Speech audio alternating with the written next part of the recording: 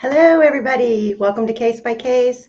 Happy Monday, episode 15 of the Delphi Vault. And I have Quester here with me today. We have been extremely swamped behind the scenes, trying to figure out which direction to go next with this Vault series. And welcome, Quester. How are you? Everybody hit that like button. Please subscribe to the channel, share the video. Our goal is, I'm going to say by the New Year's, we get to 5,000 subscribers, if not before then. Welcome in, everybody. Welcome in, mods. Quester, can you hear me? Can you hear me now? I can hear you now. You're unmuted. Brilliant. Right. Hello, everyone. Hello, Amy. Hello. Yeah, it's been a bit busy, hasn't it? And it seems like just when we feel like we're kind of ahead of the game, we get a curveball. So Yes. we maneuver around. And guys, if you're watching Criminality, read the transcripts, you can come back over here and catch us on the replay, or I'm sure vice versa. We do Mondays every Monday because it's Mondays I'm off work, and Quester is what? You're like 5.5 hours into the future over there? I think it's 5, yes. 5. So this is the best time of the day for us. It's early evening for him. It's early afternoon here for me. And of course, it fits perfect for Tom's schedule. Hello, Tom. Hello, Kathy. If I'm missing any of my mods, hey, Streets. Sorry, let me turn my phone off. Things are getting a bit hectic around here, with the baby shower, the baby being born. I leave in 2 days for vacation. So luckily you can't see the rest of this universal room here that I use for everything under the sun. Got suitcases and clothes and all kinds of stuff to do. I have a bird cage to wash today. My daughter's going to come over throughout the week and take care of Rocky the parrot. And then one of my really good friends is taking Jax, my golden retriever. And then the Yorkie Diva is coming with. So anything of importance, guys, in the chat before we get started? We're going to somewhat rate. Hello, Michelle. We are going to do some recapping from last night's live. And the good thing about this little duo here is that because he's ahead of me, and I always wake up about 3 o'clock in the morning. So he's always got about 3 or 4 hours worth of work done before I get up. So I've always got nice little surprises in my inbox from him. And then we start kicking things back and forth. And it's worked out really good, hasn't it, Quester? Yeah, pretty well. I can absolutely flood you with things and give you a headache first thing in the morning. Of course. Gives me something to, I look forward to it, honestly. It gives me something to think about as I'm getting ready for work. And that's why, sometimes on my way to work, I leave for work at 10 after 4. While I'm driving, I'm sending him voice recordings, catching up on the last 24 hours of news we've gotten. It's always different. But I did want to touch briefly. I don't have an exact date. It will be very soon. There's only so much that first of all, I feel like every Vault episode, we flood you with information.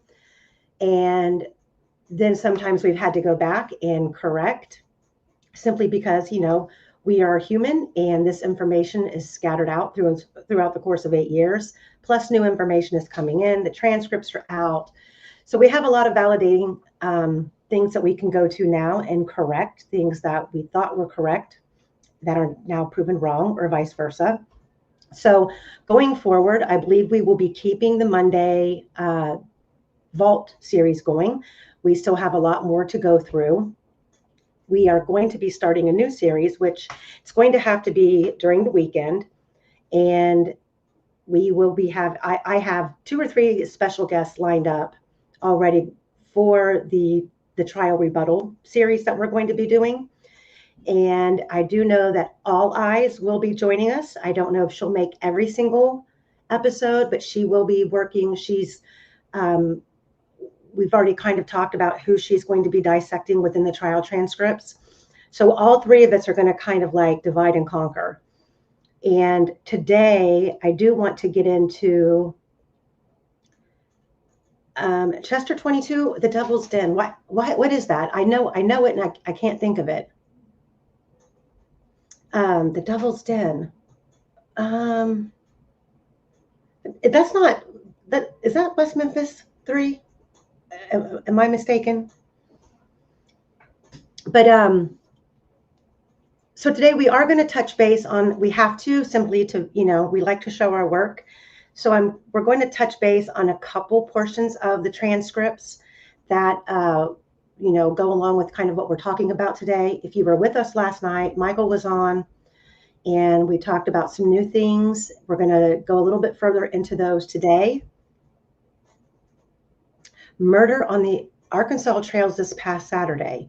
No, I have not. I have literally been out of the loop in the real world media. Christy Sharp says she thinks it's a whole different case in her opinion. I went outside in the backyard. Mike's in the pool, so I went out to tell him that I was getting ready to get started, and the TV on the patio, they're talking about a woman from California who's been missing with her baby, and they've been missing now for 2 weeks. And I was trying to catch that information, but I had to get back up here to get started with you guys. So if you were here last night, you might hear some repetitive information, but it's okay. Quester, where would you like to start today? So much. I'll follow your lead. Okay. Well, I took the presentation that I worked with yesterday, and I've kind of rearranged and added to it. And so let's see. Chester 22, were the children injured? Mom and dad stabbed while walking the trails with their young daughters, 7 and 9 years old. Oh, that is so sad. Oh, that's sad. Oh, okay. So let me pull up the presentation, and we will get started. The kids are okay. Okay, that's good. Oh, wow. Well, 7 and 9, they should be able to tell. They should be decent witnesses, I would think, at least to law enforcement. So we're gonna start off with here. Quester designed this map. I know we've gone over it before, but it's a great reference point when we start talking about these timelines and the different routes, where people saw different people in and out. That would be one thing that law enforcement did say that was accurate. There's a lot of ways in and there's a lot of ways out. So these are pretty much all of the different pathways through the wooded areas that run off the trails around the bridge. And if you look at the key up at the top, they're labeled on what they mean as far as the color. Some are very well known, some are not known, some are only known and used by locals. So that's a very good reference point. So if you guys want to screenshot this and do your own research, looking over these timelines, this is a great little tool. Oh, thank you, Ellen N. Railroad says the intro looked great. Yes, it's nice and quick and short and to the point. We get right in.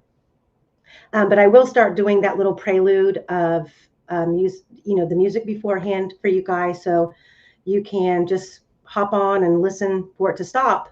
And it also gives you guys time to smash that like button and subscribe to the channel and share it. So let's see. Let me just cut through here really fast and see where we want to go next.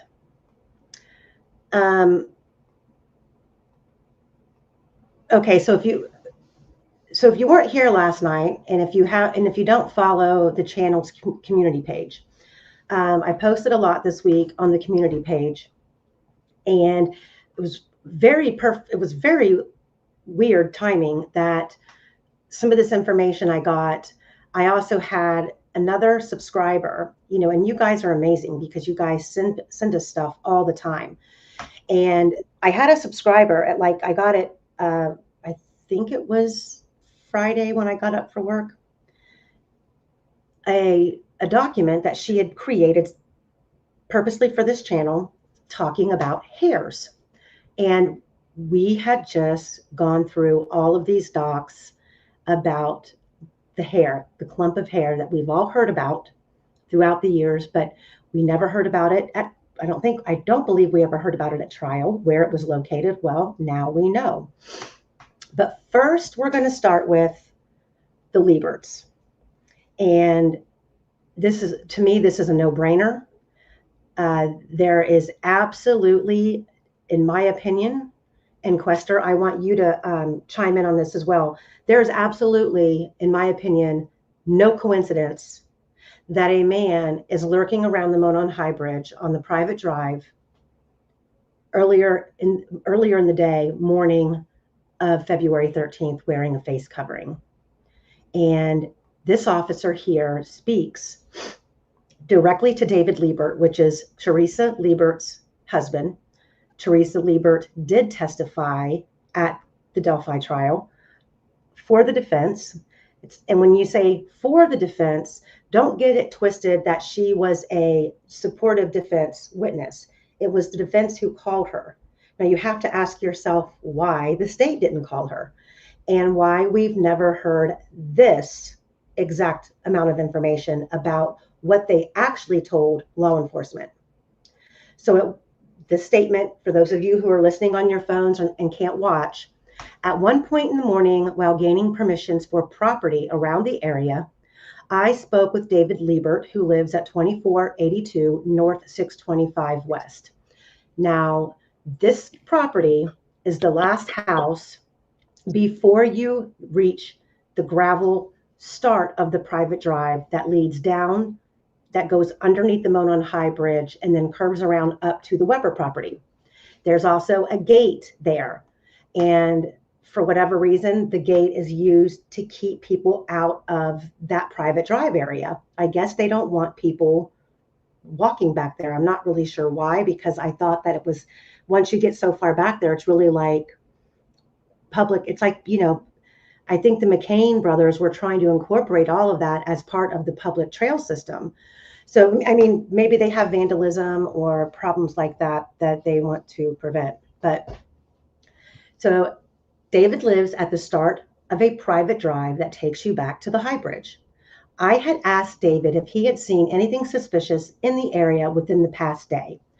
David stated that he had seen a male walking north on 625 West, approaching the private lane that leads back to the High Bridge yesterday around 9 or 10 a.m. Now, yesterday, this means that this information came in on February 14th. They are searching. Officers are out there asking for permission to search private property. He stated the guy was a white male and had a scarf or something covering his face. David said that when the man saw David, he turned around and started walking back south. David said it wasn't out of the ordinary because several local people know that the private drive accesses the High Bridge Trail. David was unable to provide a clothing description, but stated the man didn't look like the athletic type. Now, do you think that David, after the information came out about the bridge guy, do you think that David changed his mind about this being suspicious? Because I definitely would have. What do you think about this, Quester? Hi, Andy Kopsa. Right. As I understand it, the Webbers are very, shall we say, protective of their property, and they own all that private drive. So that's probably why they were pushing that gate across to try and stop people going up there. But as for the person himself, okay, so David said it's not unusual. I sort of don't believe that. I would think it would be very unusual for a man to be walking up it. I mean, how did he get there? Did he drive there? There's no car mentioned. Why would he be walking up there in the first place? They say Right. yes, they know that it leads to the high bridge. Yes, but it doesn't lead anywhere else unless you cross the high bridge, does it? So I would say it is out of the ordinary and it is suspicious. Yeah. And well, correct. And unless you're going to Weber's, there's nothing up there but the high bridge. And if one of my mods could be so gracious and drop Andy Cops's YouTube channel link in chat for me, everybody go over and check out Andy's channel and like and subscribe to her as well. So on the screen right now, we do have a depicted outline of the Liebert's property, just so you guys can get a visual for those of you who are watching. We have the red dot, the red circle down here at the bottom left of the image is where the private gravel drive begins. And then if you follow the yellow thin line, that traces out the Liebert property. So this individual would have been walking up this private drive, going all the way up here to the Monon High Bridge up here at the top. Or he could have just kept walking and went underneath the bridge and would have ended up here at Brad Weber's property. So it is a very strange, to me, you know, in the early morning on a Monday, an individual's out there. And what's even more strange is 2 little girls are found dead, more than likely later on that day. And I think with most older people, I think that Teresa Liebert claimed that she had lived there for like, I think she said like 30 or 40 years, a long time. And, you know, older people are protective of their property. And it's probably, you know, with the more activity, you know, coming in as the trails were being upgraded throughout, you know, the recent years, I'm sure that they were probably running into issues. However, the one thing I do not understand about this case, and I'm going to point out throughout today different reasons why this aggravates me personally. Why throughout the years did we not publicly hear from any of these people? When the information came out that Bridge Guy was on Libby's phone, then we find out he has a face covering. Why are the Lieberts not out there publicly screaming out loud, oh my God, we think we saw that same guy by our house that morning? Why have we never heard that? And why there is, I'll just put it to you like this, you know, I get things from people and you have to, you know, in order to, I can't share information with you guys and give you all of the private details about where it came from, who are the people who are passing these things around. They just will not share that stuff. And for me, it's worth making that promise and keeping it to be able to share it publicly. This was a report that the defense team had. And why was Teresa Liebert not confronted with this on the stand? Because not only was David talked to, but so was Teresa. So this sounds like this is later in the day. I was still working on February 14th, 2017, when I went to the Dave Liebert residence to see if they had seen anything in the area since they are near the crime scene. So it sounds to me like this is obviously after the bodies were found. So probably 2 different occasions that same day. I spoke with Mr. and Miss Liebert at their residence located at 2482 North 625 West. When asked if they had seen anyone or anything strange in the area, they advised they had seen a male walking on the roadway on February 13th, 2017. was advised the male they seen was wearing tan colored pants with a darker colored top, maybe a gray color, and he was wearing some type of bandana on his face. I was advised that you could see what appeared to be a scruffy beard under the bandana. Mr. Liebert advised he and his wife were going to town and they noticed this white male walking near their mailbox. I was advised when this male seen them leaving their driveway, he turned and started walking south on the roadway away from their house. The Lieberts advised they had not seen this person walking in the area before. So we've got there's two discrepancies right here. One is, were they coming or are they going from town? Two, the time. You've got David Liebert saying they saw him between 9 and 10 in the morning, and then you've got Liebert testifying that I believe it was around 8:30. That to me is not a red flag.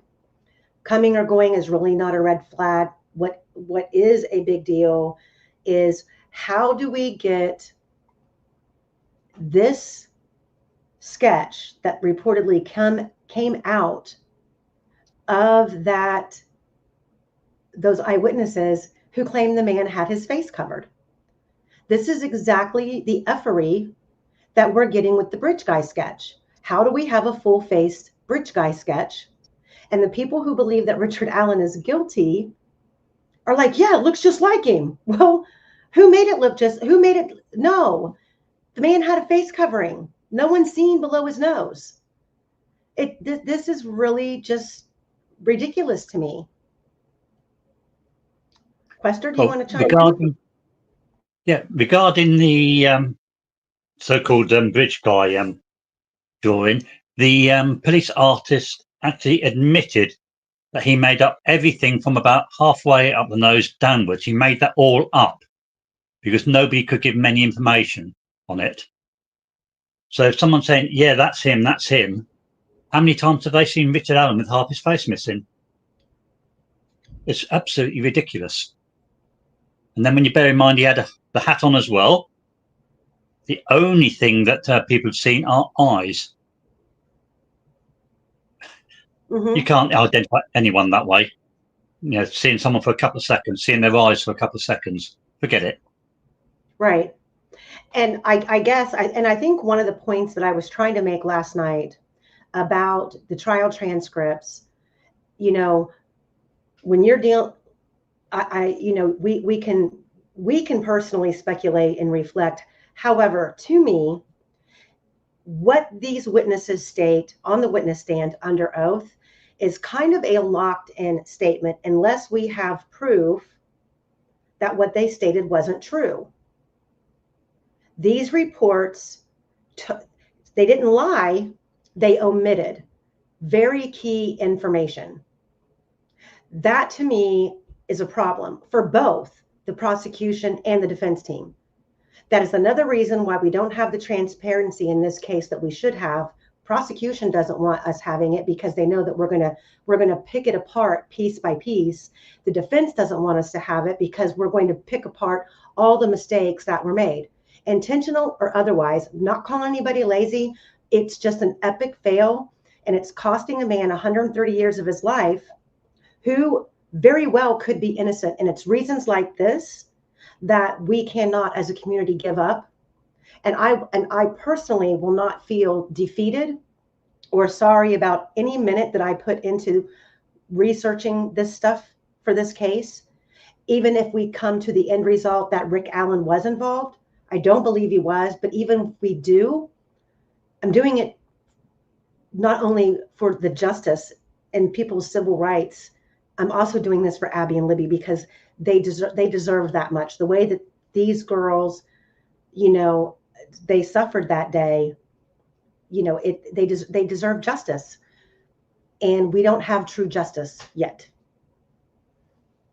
And another thing I want to point out too is that we've heard over the years numerous times that the person that Teresa Liebert saw appeared darker skin toned. Well, she testified he was white. You read in this report too that David Liebert said the man that they saw was white. So maybe we could put the skin coloring to rest, at least.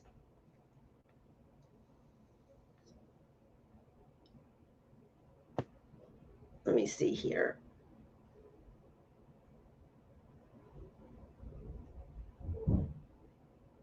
Okay, now what? What next? So here's the humdinger. Again, we went over this last night, so I'm going to touch on it.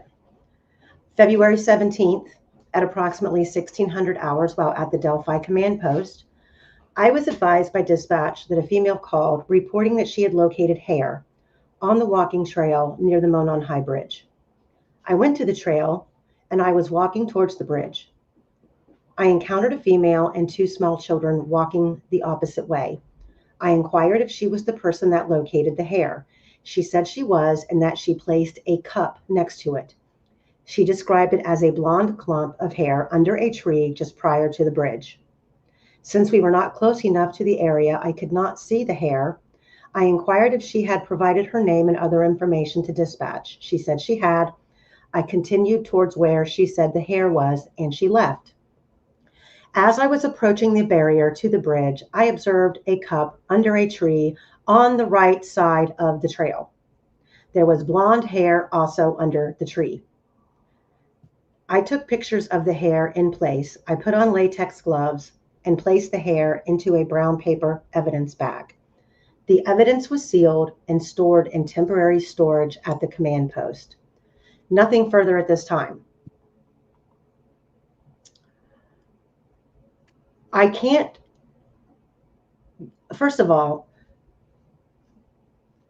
I'm kind of surprised that somebody walking on this trail at this time of year, with there being leaves and foliage and stuff all over the ground, and how much hair would it take for you to visibly see it along the side of the trail? I'm talking like, wouldn't it have to be like a clump, like a decent sized clump of hair? I would think so. I mean, and why didn't we hear anything else about this hair? And if you have clumps of hair, I'm assuming there has to be roots.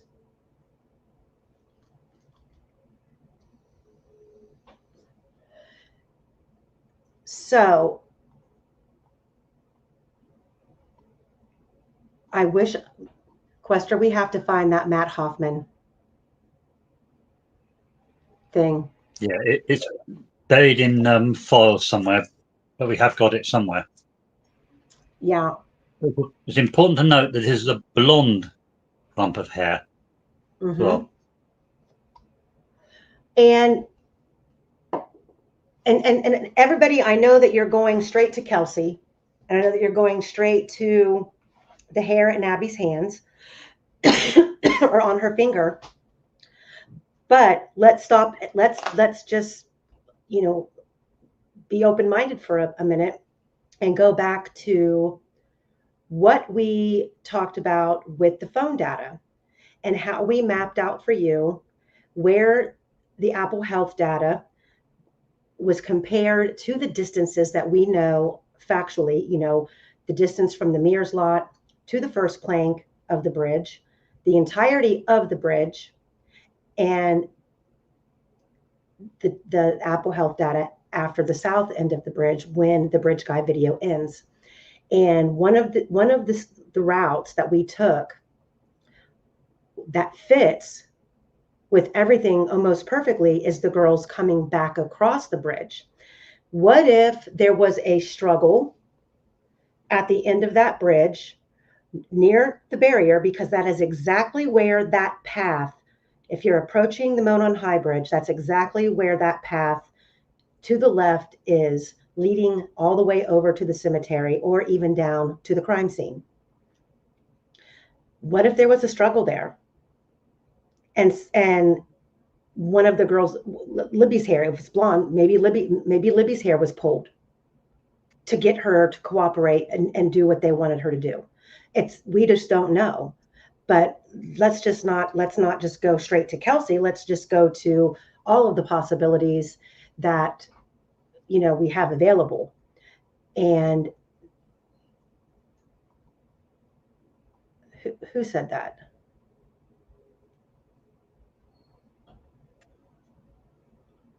I used to have Chihuahuas, love them. So here's the barrier. Apparently it was to the right of the barrier. This was a former photograph that we used to show where the barrier was in reference to the start of the bridge. And as you can see here, it's a good distance back. So, and this hair was found to the right of this barrier, or up to the right of the trail. So I don't know what time of day it was, but I really don't believe that it would matter. Morning, early afternoon, late afternoon. I don't feel like the sunlight is all that great back there. It might have been a little brighter, seeing how these photographs appear to have been taken more towards the spring or summer. But I mean, even being back there in the fall when the leaves are falling, it's not, I don't think I would have been personally capable of seeing hair unless it was a good amount. And that brings us to Daniel Pearson.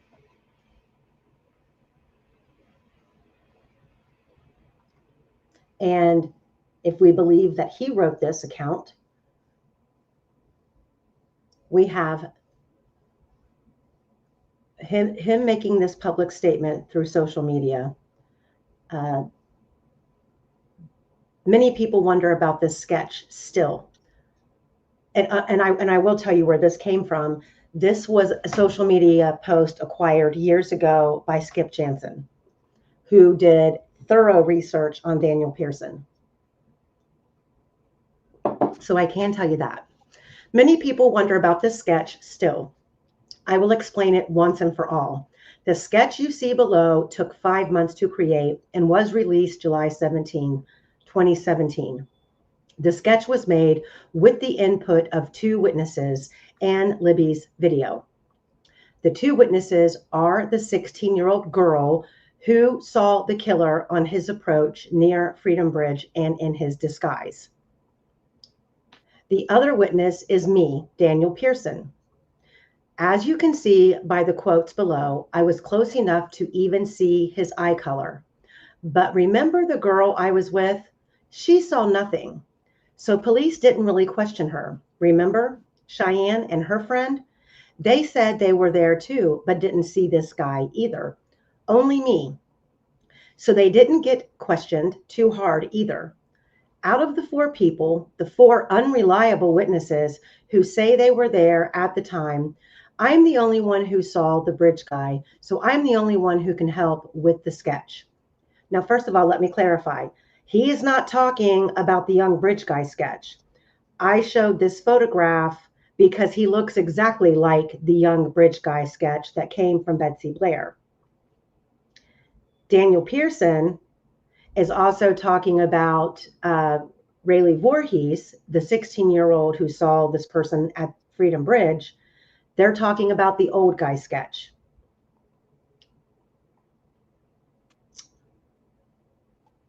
So he said, I'm the only one who saw the bridge guy, so I'm the only one who can help with this sketch. There's really no need to question my alibi witnesses too hard. They saw nothing, plus they're scared. The only thing they're good for is my alibi. I find that to be a very strange statement. When you talk about people who insert themselves, these statements are kind of like, to me, he's trying to redirect people. And, his word is the final end all be all, and don't question him and don't question the people he was with because, he's the spokesperson. He's the smartest one. He's the only one who recalled that. Did he? I mean, is this guy is he a narcissist? And then when the tables turned on him and people started pointing the finger at him because remember, the young bridge guy sketch didn't come out until 2019. And then he shut the fuck up. He stopped talking. He will no longer speak about this case. So I find these statements to be very odd. However, there's one statement in here that you can't ignore. Now, why would I come forward if I'm the killer? Is it because I know I passed that 16-year-old girl? Okay, did he really pass the 16-year-old girl that we're talking about up here at the top of this paragraph? Because if he passed her, we know damn well he was there around 1:30. Because he couldn't have passed Rayleigh Voorhees at any point on that trail if he got there at 3 o'clock like he claimed originally, when all of his friends reached out. And I'll explain that in a minute, because we did read that in the Vault series prior. But there's that. Is it because I saw McCain up on the bridge after Libby yelled, and maybe he saw me? What? Did I find out about the other sketch the police had, the one made with the help of Brad Heath, by February 17th? It could be anyone or a combo of the above. So,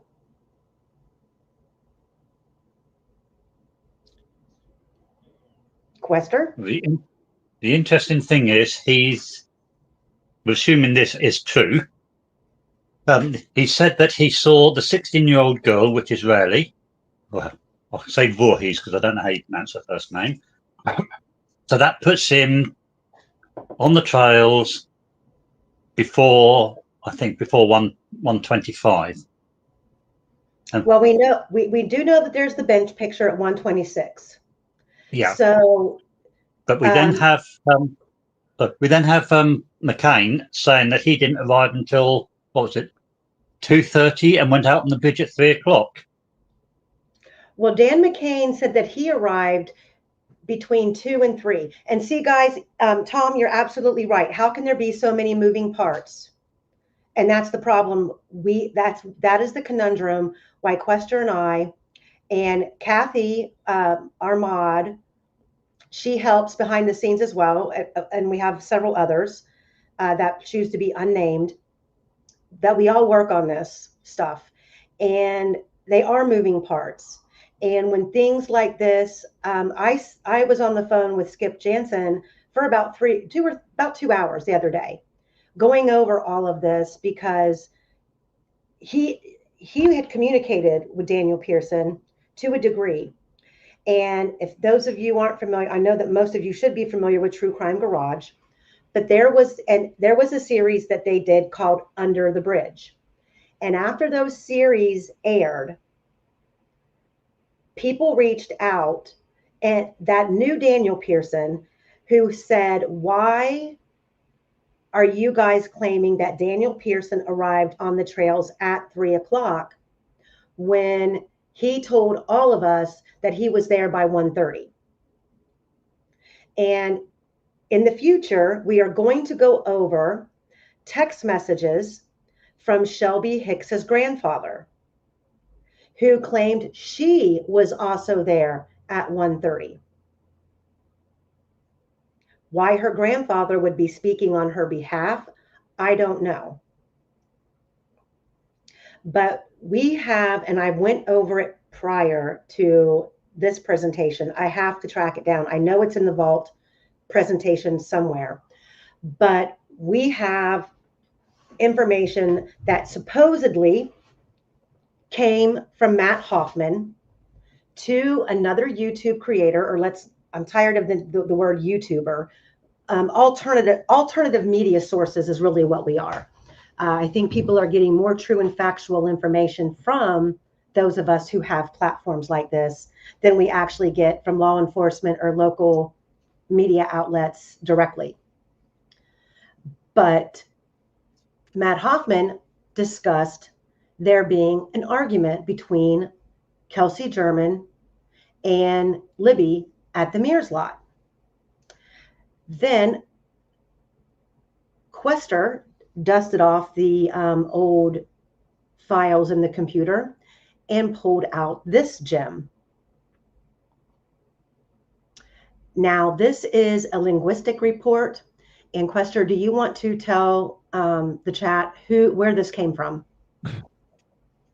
I can't really go in too deep on where it came from because I don't think the source would appreciate it.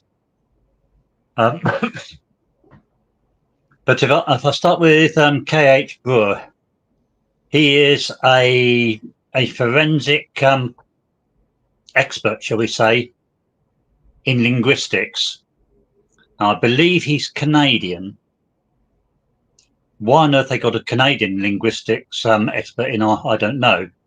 But it is interesting that he was never heard of again, isn't it? Mm-hmm. And I'll read it. Okay. This is to the chief. This was sent. It's a forensic data report that was sent to the chief of the Delphi Police Department by K.H. Brewer. I'm not sure how you say his name. His initial findings: the date of the event, details relating to remains, recovery, indicators, identifications, dental work matches, CCTV from bridge. CCTV from bridge.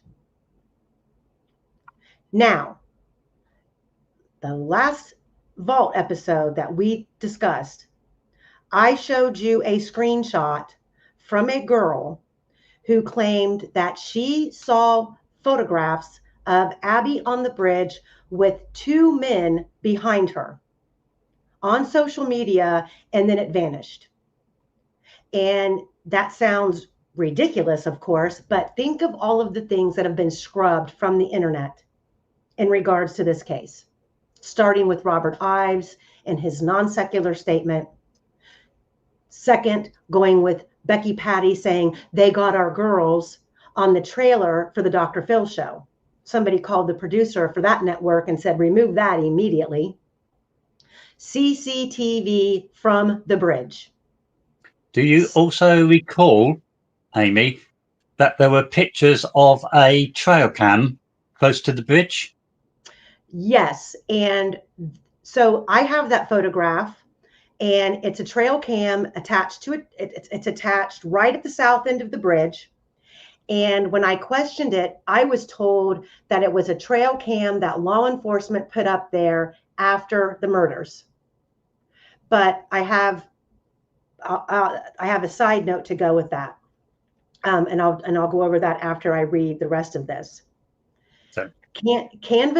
Canvas of potential witnesses, time-based data surrounding the drop-off, last seen reportage, age of witness, the assessment.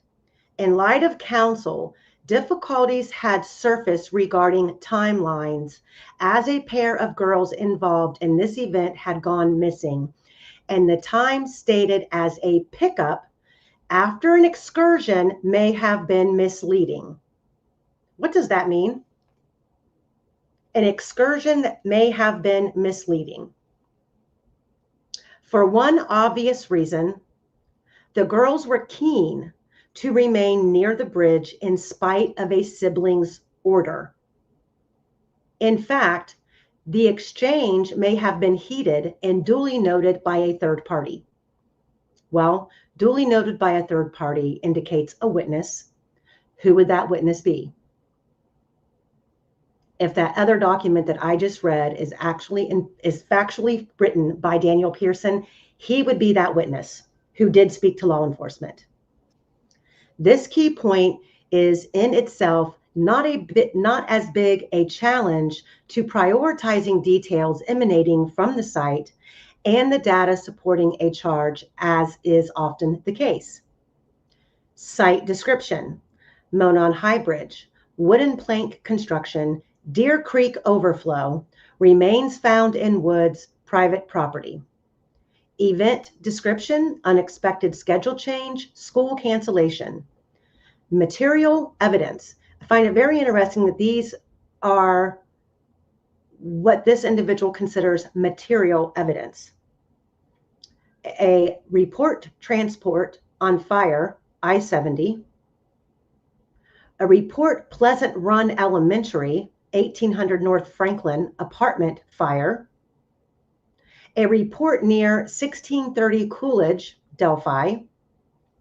Code read Coolidge cohort Oli social DGE ditch, whatever that means. iPhone transcript, guys down the hill. Guys, Guise, ICE, analysis 2017, February 13th, 2017. Bogue B, I don't know what all of these code names are. Barge 8, snake, G-force, snake back, got back, had back, snake, go back, bridge B to B bar. Opinion, timed data codes which appear in other media are relevant to investigations. Therefore, the memo function of this event remains a part of the ongoing inquiry in tandem with other local criminal events. What does everybody in chat think about that? Just a quick response to Tom. Yeah, without knowing the source, it's hard to know what to believe. All I can leave you with is the source is good. You make of that as you will.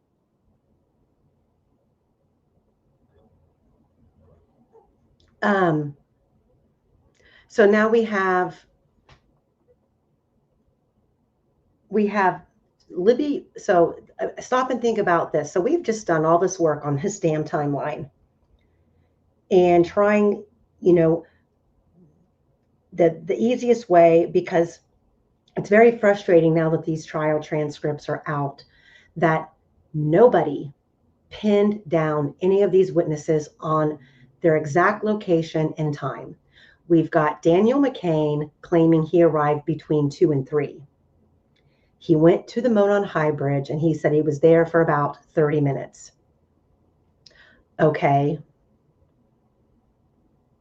Before you carry on, Amy, I'll just point out one extremely bizarre thing in this report. Yeah. Okay. Analysis. 2017, February the 13th. Yep. Yes. Go back up to initial findings. Date of event, and then we get details relating to remains recovery. On the 13th of February, what remains were recovered? It's a big question, isn't it? I mean, for an easy explanation, the analysis could have been dated. It was analysis of the event of when the day this all happened, but you're right. And it would be great to have more information about this data report and what information this individual was provided. He had to have been provided information by either the FBI or Delphi to get his assessment on this, as if maybe they were reaching out for additional help. Maybe I'll do a little bit more research and figure out. Well, the other thing is analysis on the 13th. He's analyzing the audio of the video on the 13th. That's what it says on here. They didn't find the phone until the 14th. They didn't find the remains until the 14th. That is correct. Yes, he's referring to the remains recovery and what's on the phone. And he stated it the 13th. The best I can suggest is he meant to put the 14th. But for an expert, that's a bit of a big slip. I mean, that would be something like, that would be something that, this would be an Andrew Jackson dream as a defense attorney, to have a report like this and it be completely misstated. And I would, my mind goes to, so maybe let's just hypothetically play it out here. Maybe these reports are standard format templates, okay, that a forensic data report starts off with. They're bracketed and labeled. I'm just saying hypothetically. So they pull up this template and they're going to fill in the missing pieces. One could say, well, initial findings, it always starts off with the standard allocations of date of the event, details relating to the remains, blah, blah, blah. Dental work matches. I don't believe we had dental work matches. So maybe these are standard protocols in this template. But the one thing that I guarantee you is not is CCTV from bridge. Correct. And so my side note on this document here is that we know that Kay Weber did have deer cams set up.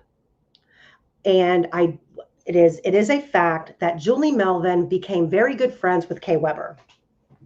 And Kay Weber had explained to her that the McCains, and by the way, Great Lakes Fungi, if you're listening, shout out to you, because we are going to go over your document that you sent. Great Lakes Fungi, her and I were talking about the McCains. She put together a fantastic document archiving all of their efforts in Delphi for funding, renovations, organizations that they're a part of about this trail system. But the McCains were sick and tired of the riffraff being out there on the trails, the drug, the meth heads. They believed that it was doing the area of the community harm, because they were wanting to make Delphi more of a community that would bring in family type tourists, and that's a great thing, build a hotel, people come and stay for a weekend. They have this beautiful trail system, and it's absolutely gorgeous. I've been there. It is gorgeous. And I'm not a scenic type person, but it is a very pretty place. But Kay Weber had told Julie Melvin that Dave McCain had been somewhat compulsively bugging Kay Weber about, are your cameras on? Are your cameras on? And according to Kay Weber, people coming out there and crossing the bridge and coming over on the south end of the bridge to go down the hill, hang out under the bridge and, quote unquote, party, they would destroy the cameras in the area on purpose. So she was supposedly tired of replacing them. However, there is this photograph of this camera at the south end of the bridge. Don't know if it belonged to her. Don't know if law enforcement put it there after the murders. But we have two interesting factors about this CCTV photo or video. That is the social media account that we have of someone claiming that they saw an image on the bridge with two boys or two guys behind in the background of Abby. Then we also have Kay Weber. Now remember, Kay Weber is Brad Weber's mom, who owns the Weber property beyond the south end of the bridge.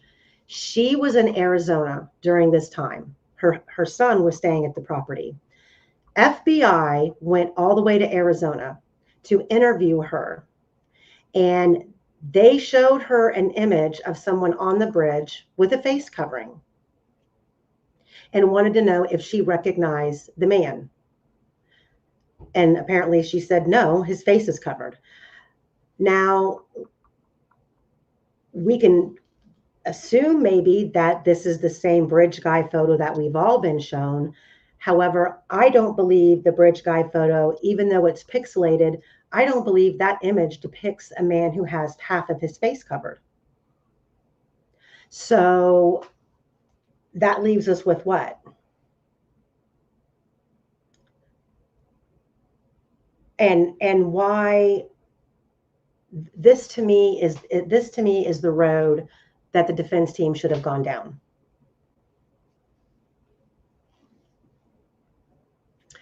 So if we've got Dan McCain on the bridge. And we've got Daniel Pearson there. And Libby screams, if we're going with what these documents claim. That changes everything about this timeline. Everything. And it makes you wonder why Dan McCain would be in the cemetery on a bicycle. That cemetery is not paved. It's gravel. And I mean, I'm kind of speechless. I don't even know what to say, because there's a million different directions you can go with this. And, you know, the fuckery that is in this case, you can't make it up. I mean, some of these are real documents.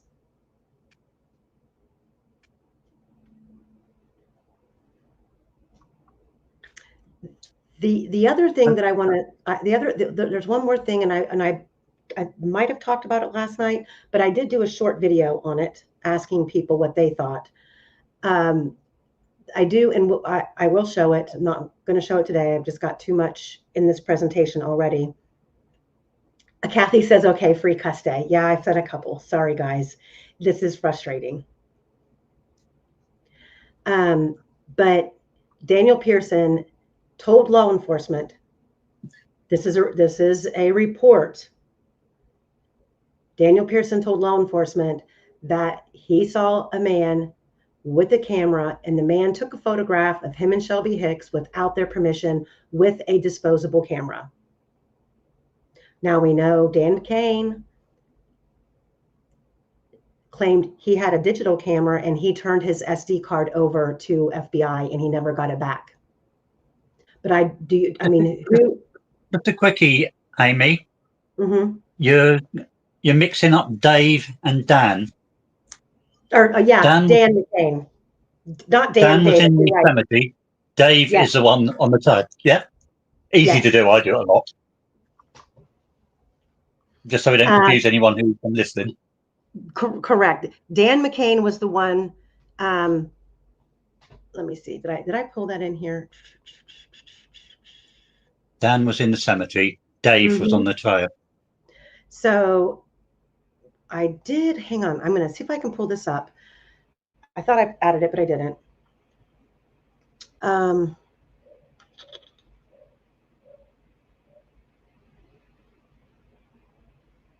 I do have a report of an officer interviewing someone. Maybe this is it. This might be from All Eyes. Yeah. Yes, someone who witnessed a man on a bike in the cemetery. I believe this is it, between 2 and 2:30 p.m. And this is, okay, David saw, and I believe this was David Riley. Am I right? Walking his dog. I believe. Yes. David Riley saw a dark 4-door Honda Accord parked on the right side. That would have been Dan McCain's or Dave McCain's. Yes. A white car parallel parked to the road with paper plates. Now, I'm not sure. That could have been Shelby Hicks's vehicle, but I always thought she had a blue Impala, a light blue Impala. Was it white? The Impala that was seen there, I believe, was silver. So I can see someone mistaking. Yeah. I could see someone mistaking silver for white. David left the trail. Shelby Hicks had a 2004 silver Impala that she had just bought and that she claimed that she had to take into the shop to get fixed. That's correct, that yes. Same day.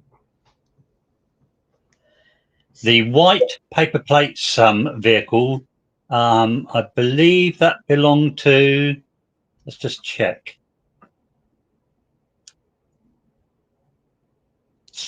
I believe it belonged to Skylar Ebenoff, white Honda Accord with paper plates. Well, That is okay. That would make sense if Daniel Pearson was driving his fiance's car.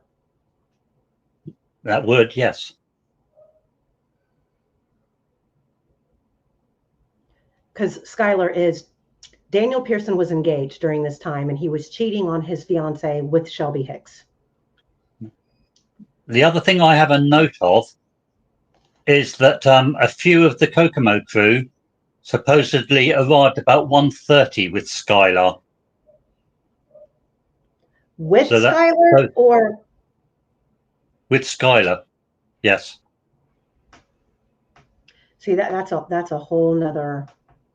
It opens another wormhole, doesn't it? It sure does. So is it? I mean, we could possibly consider, and I know it's a rabbit hole, but I've always believed that when you go back to the very beginning and everybody's, discussions very early on are more factual than what we're left with now. And, are we talking Daniel Pearson got caught out there cheating? We'll get to that, but we'll go back to David Riley. David left the trail and went to the vet clinic. The receipt shows 3:10 p.m. So he had to have been on the trails prior to 3:10, obviously. I believe he went to the Horizon. Is it the Horizon Veterinarian Office? Why is that name? Was that the receipt that he had? The Horizon Veterinary Clinic? Is that the name of the veterinary office that Kathy Allen worked? I might be getting them confused. It is the one where Kathy Allen worked, yes. Okay, then I'm getting them confused. So scratch that. But at the 1:38 mark, the officer following up with David's notes that Officer Lowry from Fort Wayne interviewed someone who was at the cemetery from 2 to 3 p.m. So isn't it odd that you've got Daniel McCain on the bridge, you have his brother in the cemetery, and now we have to back this timeline all the way up to Daniel did not arrive at the bridge after Abby and Libby. Daniel was, I would bet money on it, Daniel was the individual that Betsy Blair saw on the first platform, not a Rick Allen, not a bridge guy that was seen out there by Freedom Bridge. And this literally implodes the timeline.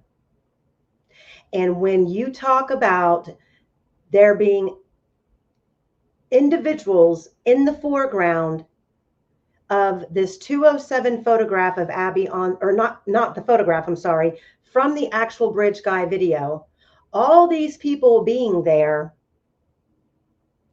completely back up the fact of what we see in that foreground that looks like people standing on the north end of the bridge. And when you look at them closely and you look between their legs, because every single one of them have legs, you still see bridge behind them as if they're on the beginning of the north end of the bridge.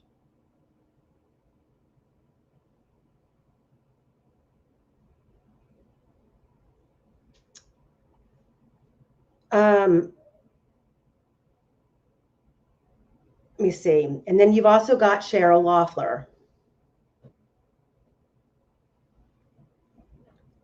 Cheryl Loeffler is somebody that everybody claims was there.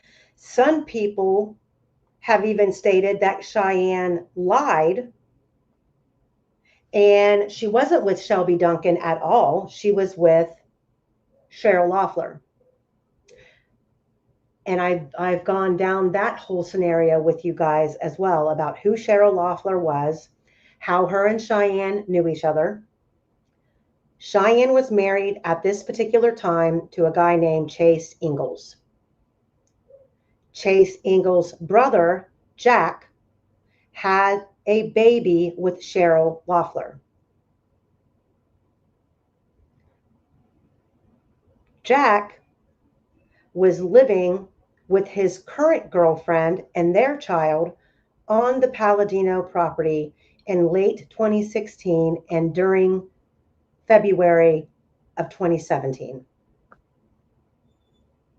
which you guys already know how Palladinos for me, I just can't let them go.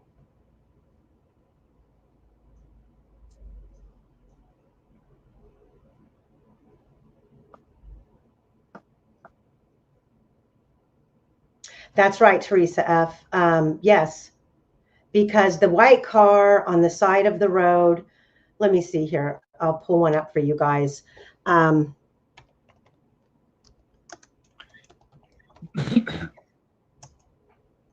There were several people who indicated that the car on the side of the road with the paper plates, a lot of people reported it as being a Honda Accord. Am I right about that?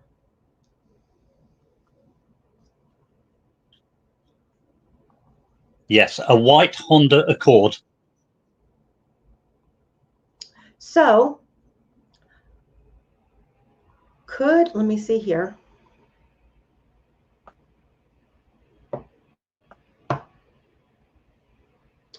Could someone, especially a woman, so let me pull this document back up that I believe I got it from All Eyes.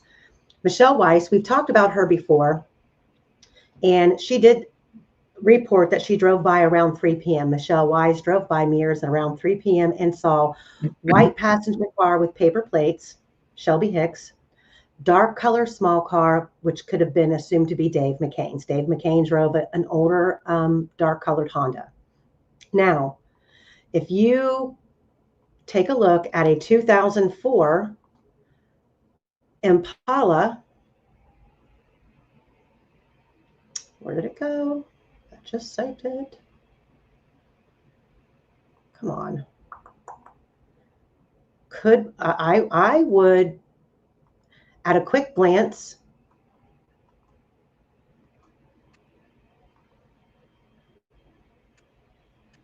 oh, that's why it's not a, let me do it this way.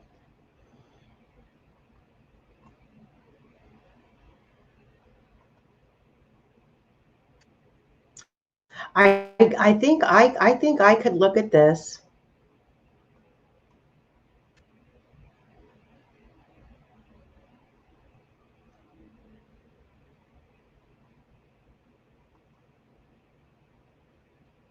Hold on, sorry guys. I think I could look at this and say, oh yeah, it's a Honda.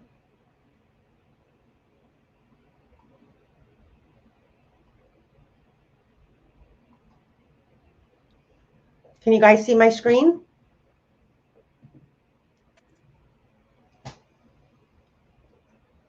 Quester, can you see my screen? I can see it. Oh, where did it go? Okay. So, I mean, one could say that looks like a Honda, especially maybe an older model Honda. Yep. And then if you go into, let's see here. I wasn't planning on going down this rabbit hole, but we might as well. While you're looking for that, could I just respond to Teresa F? Yes. She noted that paper plates makes her wonder about the white Dodge Dart with paper plates. Now that's a good one, because yes, there is a white Dodge Dart with paper plates.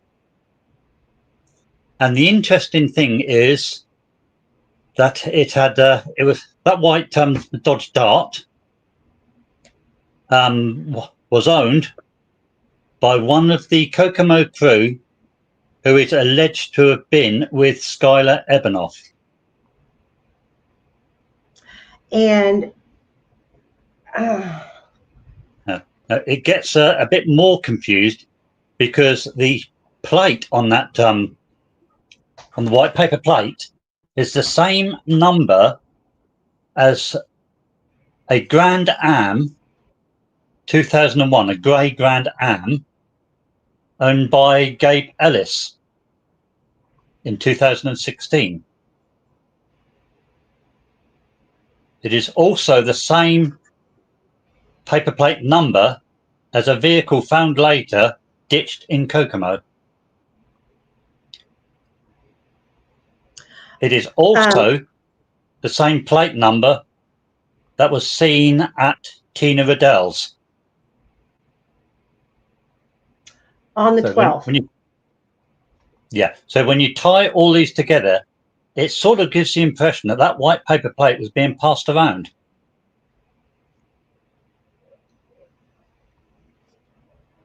Yes. And whoops. Hold on. I'm looking for the image of the white car on the Sandiford video.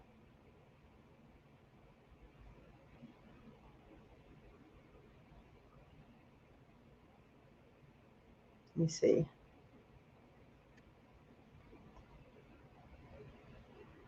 And if you recall, there was a suggestion, shall we call it, that a 2012 Dodge Dart was seen at the CPS building with a paper plate.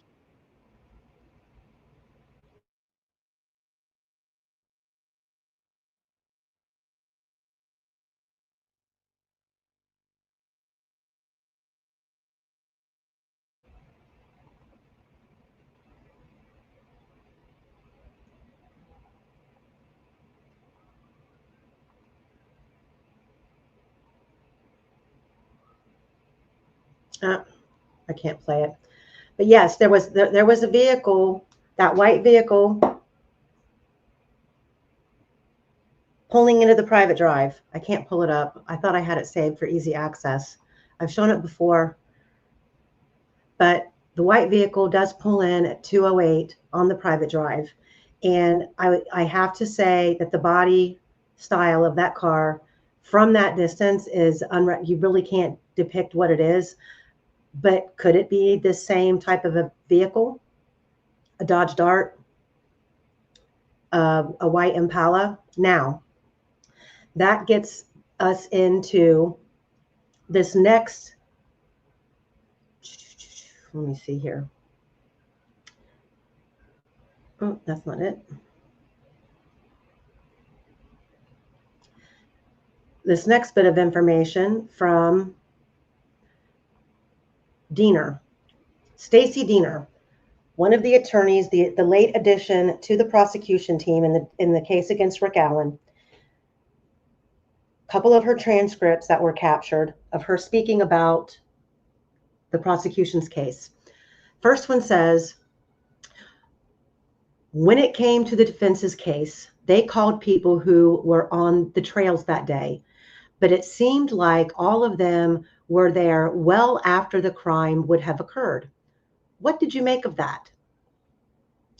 I thought that was an interesting defense strategy. I guess one of the challenges when I was getting ready for the case is I know what trail people I want to call because I've read all the reports. And I, for myself, had gone through the law enforcement timeline. And I still had this fear. I can't believe she's even saying this out loud. And I still had this fear in the back of my mind, like whose name is going to be in this voluminous report that I'm going to miss, that the defense is going to identify and have them come in and then just blow the timeline apart. So I was very concerned about that. Uno number one would have been Daniel Pearson. Andrew Baldwin stated in his opening statement he was going to call Daniel Pearson and the jury was going to hear from him, but that never happened. And then the other interesting tidbit of this, I believe this was from an interview. It's a transcript from an interview that she did. And so I was being very diligent about not only preparing myself for the witnesses we wanted, but also the ones that I thought they might call, and doing the same kind of preparation. And so when they chose to call the ones that they did, I had already spoken with those witnesses and prepped them for the deposition, because I certainly didn't want to be showing up to a deposition unprepared. Here's a copy of your report. I want to come in and I'll show it to you and see if you have any questions. Is there an audio recording that you may have given that I haven't located yet? Those kinds of things. So when you talk about prepping a witness, I would have to say that Shelby Hicks, based on her trial testimony, was absolutely prepped by the state, because she does a very good job of trying to conceal her arrival time. And she uses the word we walked up to the trail intersection, we turned right, we went to Freedom Bridge. We went halfway, then we came back. Then they went to the Monon High Bridge. Then she says they left, went to Amish country, and then drove around Camden. You know, two places that you would have absolutely no proof of, because no one's phone, their phones weren't extracted. They probably weren't expected to turn those over. And then she slips up at the end of her testimony and says, then Daniel brought me back to my car. Whoops. That tells you right there that Daniel drove a separate vehicle. Now, if Daniel was getting busted by his girlfriend Skylar that day, because Daniel Pearson and Shelby Hicks worked together. They were a cheating couple who were coworkers. So did she show up and bust him? Was she driving around the trails hoping to catch him? Hence driving into the private drive, then driving back out. Daniel Pearson was reported to have a white pickup truck. Nobody ever reported until, and I believe Mike Patty, didn't he have a black pickup truck? But no one reported seeing a white pickup truck at Mears. And if Daniel got there before Shelby, couldn't Daniel have parked somewhere out by the trailhead? And couldn't they have left the Monon High Bridge, went to Mears, got in Shelby Hicks's vehicle, drove up to Freedom Bridge, and then hopped in Daniel's truck and left? Because the one thing that Shelby and Daniel and others, including her grandfather, are consistent with is that she had to go in to law enforcement to explain her vehicle. Why did she have to explain her vehicle? Was it left somewhere unaccounted for hours? Did they come back to the trails during the search? Were police officers combing the area, noticing this vehicle with paper plates, sitting in a parking lot, you know, and it's been sitting there, you know, for hours because law enforcement were hours? That's just all food for thought. And it doesn't really matter as far as we can believe that they got in the car and went somewhere. But what matters is the timeline when Daniel Pearson arrived. And so we know now that Dave McCain, more probable than not, arrived at Mears while Betsy Blair was gone and going to the library or on her way back, because he testified no cars, doesn't remember seeing any cars, not that he remembers. Well, no cars should have been there if he arrived during that time. And that, so you guys, I mean, you guys can derive your own opinions. We're just sharing the info.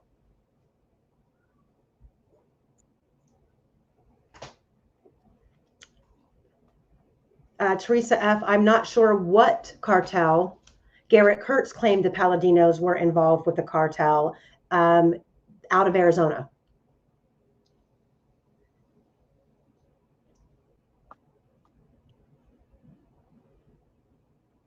Deanna Burdett, You know, that's a good question. But we've gone down this rabbit hole about Carmelina Conklin and crew, Burris and them. We've been told 1,000 times by different people that they were reportedly out there on the trails that morning and most of the day. No one else has ever reported seeing them. There's a boatload of photographs from them being on the trail, but we cannot find one that is time-stamped. So we have to, we can't do anything with it.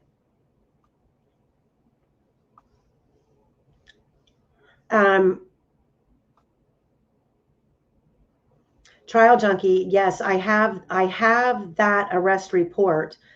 I do believe it is missing the license plate number of the vehicle.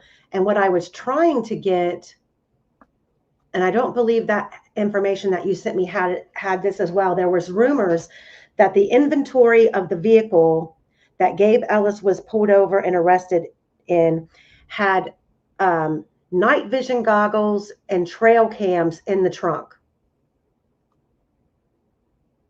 And an arrest report should have that kind of information in it.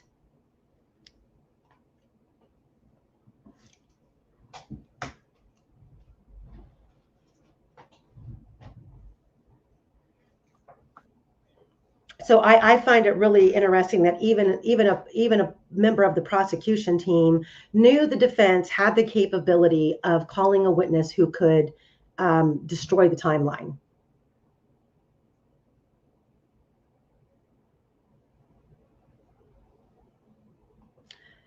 Indy Cindy, amen to that. And that's why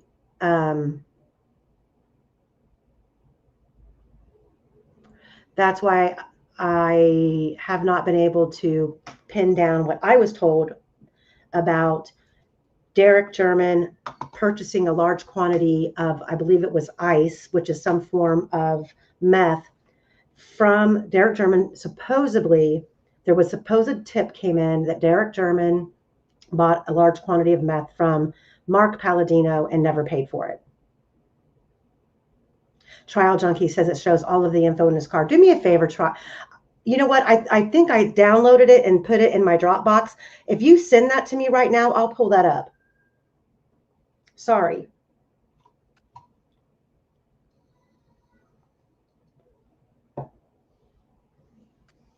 Trial Junkie says they buried that arrest record. I found it accidentally. Yes, that's what yes, Indy Cindy, that's what I'm talking about, is that there was reported trail cameras in his trunk and night vision.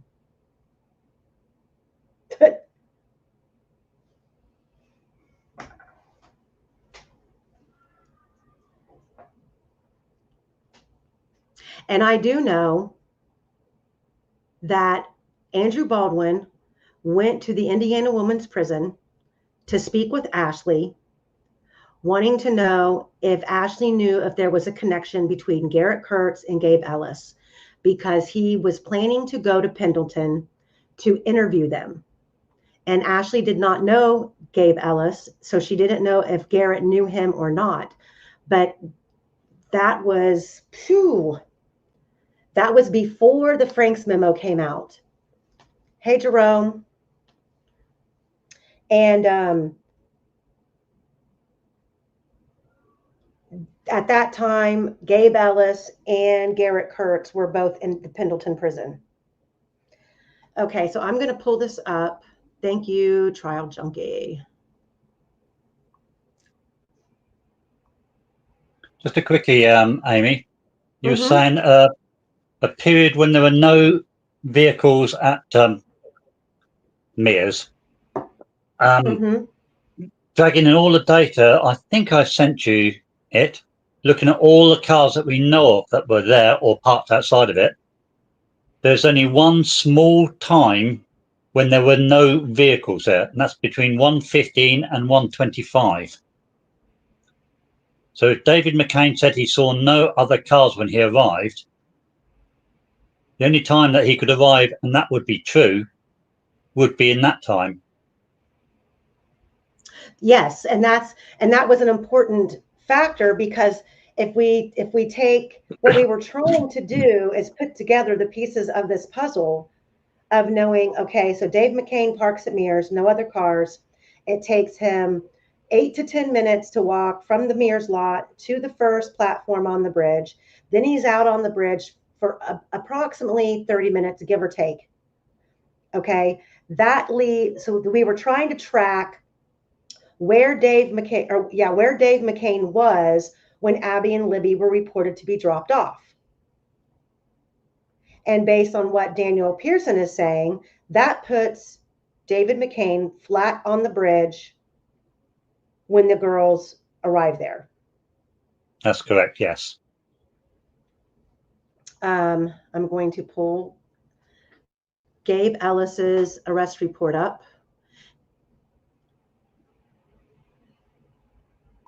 I think this is it.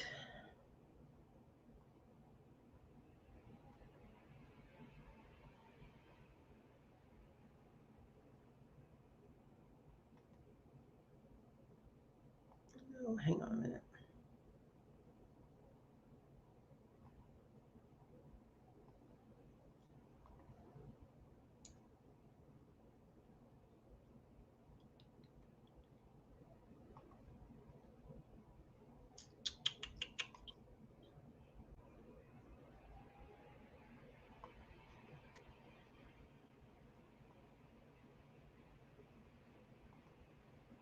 Okay, so I will read this. I read it. Yes, it does give you everything. I can see it right there. Comes now the state of Indiana by prosecuting attorney Mark McCann and Brent Deckhart, attorney for defendant Gabe Ellis, and agree and stipulate to the dismissal of the above entitled cause without prejudice on the following terms: that under case number blah, blah, blah, an admitted complaint for forfeiture was filed regarding a $809 monocular scope, Gen Pro night vision scope, 2 pairs of binoculars, bipod. What is a bipod? Black rifle scope, rifle flashlight, trail cameras, phantom drone, and a 2000 Pontiac Grand Prix. Kokomo Police Department code, yada, yada, yada, stated in court of the amended complaint, the property shall be divided into the following manner: that the sum of the $500 shall be returned to the defendant via his counsel, Brent Deckhart. Said payment should be made by payable to Gabe Ellis and Brent Deckhart. That the sum of $309, the monocular scope, Gen Pro night vision scope, 2 pairs of binoculars, all of the other items, trail cameras, phone, phantom drone. I'm going to remove these comments. Amy? Yes. A bipod is a 2-legged stand for a rifle.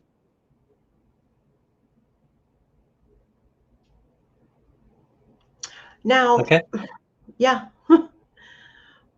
Wasn't there always rumors about a tripod impression being left at the crime scene?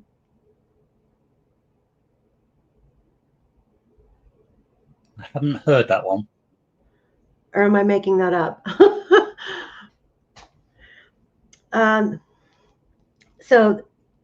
So the $309 left over and all of the miscellaneous things shall be forfeited over to the state of Indiana pursuant to count 2 of the amended complaint.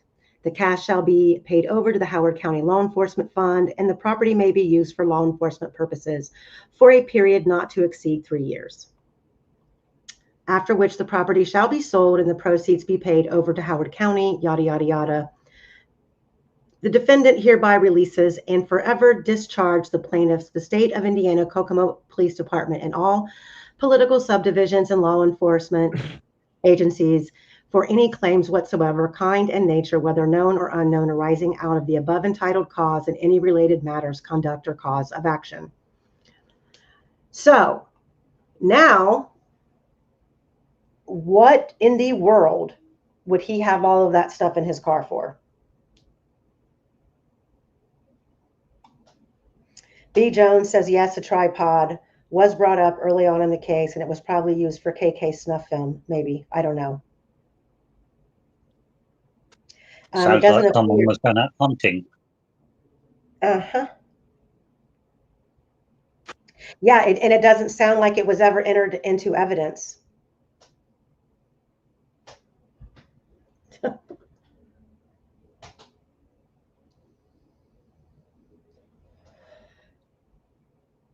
Hey, everybody in chat, please go out and hit that like button, subscribe to the channel, and share it, please. Share the video. Okay.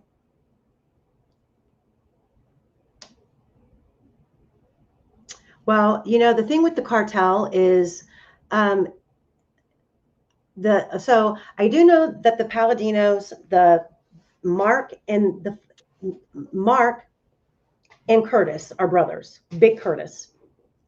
Jason and CJ Palladino are brothers, and they are the sons of Curtis. CJ's real name is Curtis John, but he goes by CJ. Mark and Big Curtis are from California. I believe their parents live still in California. I think at some point I have even a marriage license in the Dropbox from them. And they might have been working through a cartel out of Arizona. I don't know what the protocol is. You know, a cartel, you know, real cartels may not target kids, but what about a dealer of a cartel? If the Paladinos are getting drugs from this cartel and they now owe the cartel money and someone shortchanged them or ripped them off, is the cartel going to tell them, okay, well, you can't do this or you can't do that? I don't know if they can take matters in their own hands. I don't know how that works. But yeah, it is. B. Jones says, CJ Palladino has been in prison out here in CA. Well, I've been told, thank you, Michelle N., for gifting 20 case-by-case memberships. So if you are not a member of the channel, maybe you'll get lucky, and Michelle just passed on 20. Thank you. And I do know that it was stated that all three of them, Mark, CJ, and Jason, all took off to California right after the murders. And that came out of the mouth of the Ingalls brothers' baby's mother. She told me that herself. She was the one living on the Palladino property with him in February, and I have messages from her where she says, I've always believed the Palladinos were involved, and I still stand firm on that today. The second I wanted to go further into these conversations with her, she stopped talking.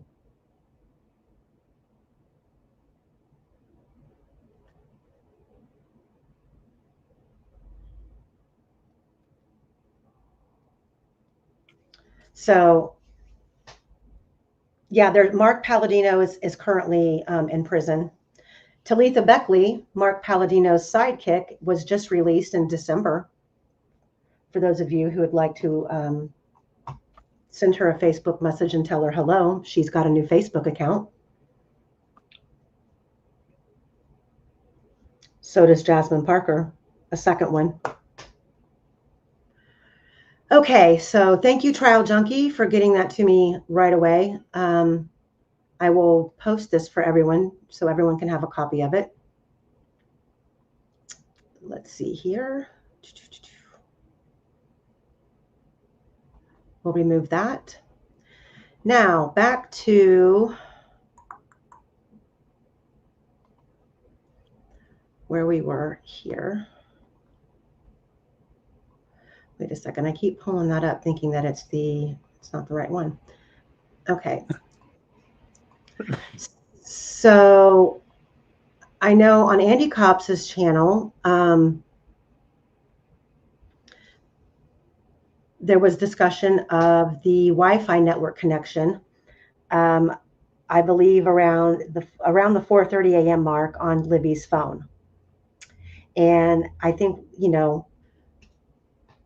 there's a lot of disagreement. I think when we talk about this phone and what's going on with the phone or with the data on the phone, but realistically, we all know where the girls were found, there's no Wi-Fi. And I don't care what your network provider is, you have to be, and I pulled it up, 3 different, I believe I did Verizon, I did AT&T, and Sprint. They all say the same thing. A standard Wi-Fi connection typically extends up to 100 feet indoors and 300 feet outdoors, but this range can be significantly affected by obstructions and interference.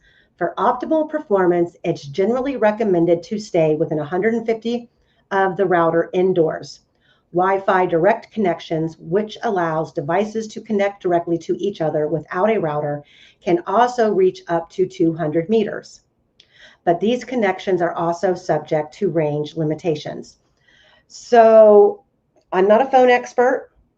I've researched it, and we know that Libby and Abby were found approximately 1,400 feet from Ron Logan's property. We do not know what router or Wi-Fi usage he used in 2017, but 1,400 feet is out of range. For Libby's phone to be under Abby connecting to any Wi-Fi network. And the network connection that came in on Libby's phone was from AT&T, and I believed it stated something to the effect, Osbrook can verify, welcome to the AT&T family network, or welcome to AT&T, something to that effect, but it was a network connection to Wi-Fi. Now, when you dig, this is just me and my research, you guys can do your own.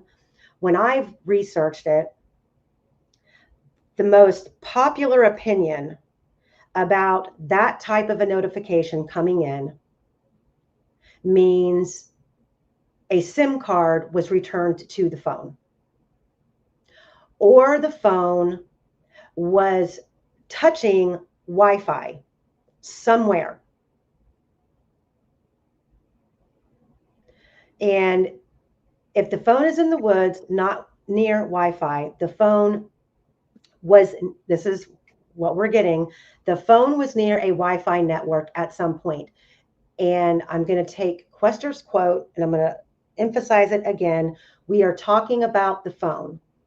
The data that we have on the phone does not mean the phone is with the girls. The girls could be somewhere else. The girls could be with, someone could have taken this phone away from the girls. And the issue with that is you've got Ron Logan, who is in Lafayette. When we get this, what do you call it? Earphone jack connection to Abby's or to Libby's phone at the same time that he is in Lafayette. We know he was there when the FBI searched his home in March. They found the receipt in the trash can. I believe he checked out of the Lafayette fish store at 5:31 p.m. Could he have taken the phone with him? Yes, but we would have more than likely, if the phone was still powered on, which the data shows that it was, we would have gotten tower connections as they traveled to Lafayette. I believe the only tower connection that we have after the girls left the bridge was the Wells Tower in Delphi. However, we do know, which is bizarre, that on the way to the bridge, the phone data shows the girls are at the Patty's residence. The GPS on the phone does show the route that the girls and Kelsey went to the Monon High Bridge, to the Mears lot. But during that ride, Libby's phone connects to a cell phone tower in Florida. And based on the distance and doing some research there, it's very unlikely that her phone would have reached to that Florida network tower. And it's unlikely in this rural area of Carroll County that the Wells towers were so overworked that her phone was redirected to the Florida tower. So that's kind of unexplainable. Doesn't mean, is it significant? Could be, we don't know. So if the phone was near a Wi-Fi network at some point, the phone logs and saves Wi-Fi networks it has connected to. And if the extraction shows a connection, not just a detection, the phone had to be within range of that network at that time. So when it says not just detection, I guess the best example I can use is, so for example, in the Idaho 4 case, they've got Brian Kohberger's phone touching the King Roadhouse Wi-Fi, meaning he was within range. He probably didn't access the Wi-Fi because he more than likely needed a password that was probably password protected. So that's what you would consider a detection. It's touching it, but it didn't actually connect. This was a connection. So what we need to do is have an expert dig deeper on what this connection was, because it wasn't named. And I've tried to do, back in 2017, there's no, AT&T doesn't provide a list of AT&T hotspots in Carroll County. I've done a little bit of research, and all of the McDonald's in Indiana do use AT&T Wi-Fi. We know that there's a McDonald's right in front of the Save-A-Lot in downtown Delphi. And there's several coffee shops in Delphi that also use AT&T. Do they provide public hotspot access? Don't know. Does a place like Pizza King offer, anybody that's local, do they offer, free Wi-Fi? The phone had to have been somewhere where you don't necessarily need a password to connect, or two, the phone had connected there before. So like if you go to, like when I go to Kroger, or my grocery store here, I've had to go in at some point in time and utilize the Kroger guest Wi-Fi and accept their terms or whatever, but I don't need a password to utilize it. I just have to go in manually and accept their terms and access it. And from that point on, every time I walk into Kroger, my phone automatically connects. I don't have to go through that process again.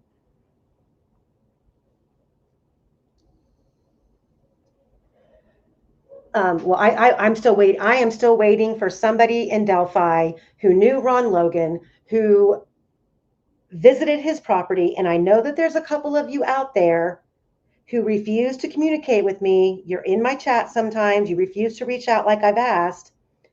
Did Ron Logan actually have a damn fish tank?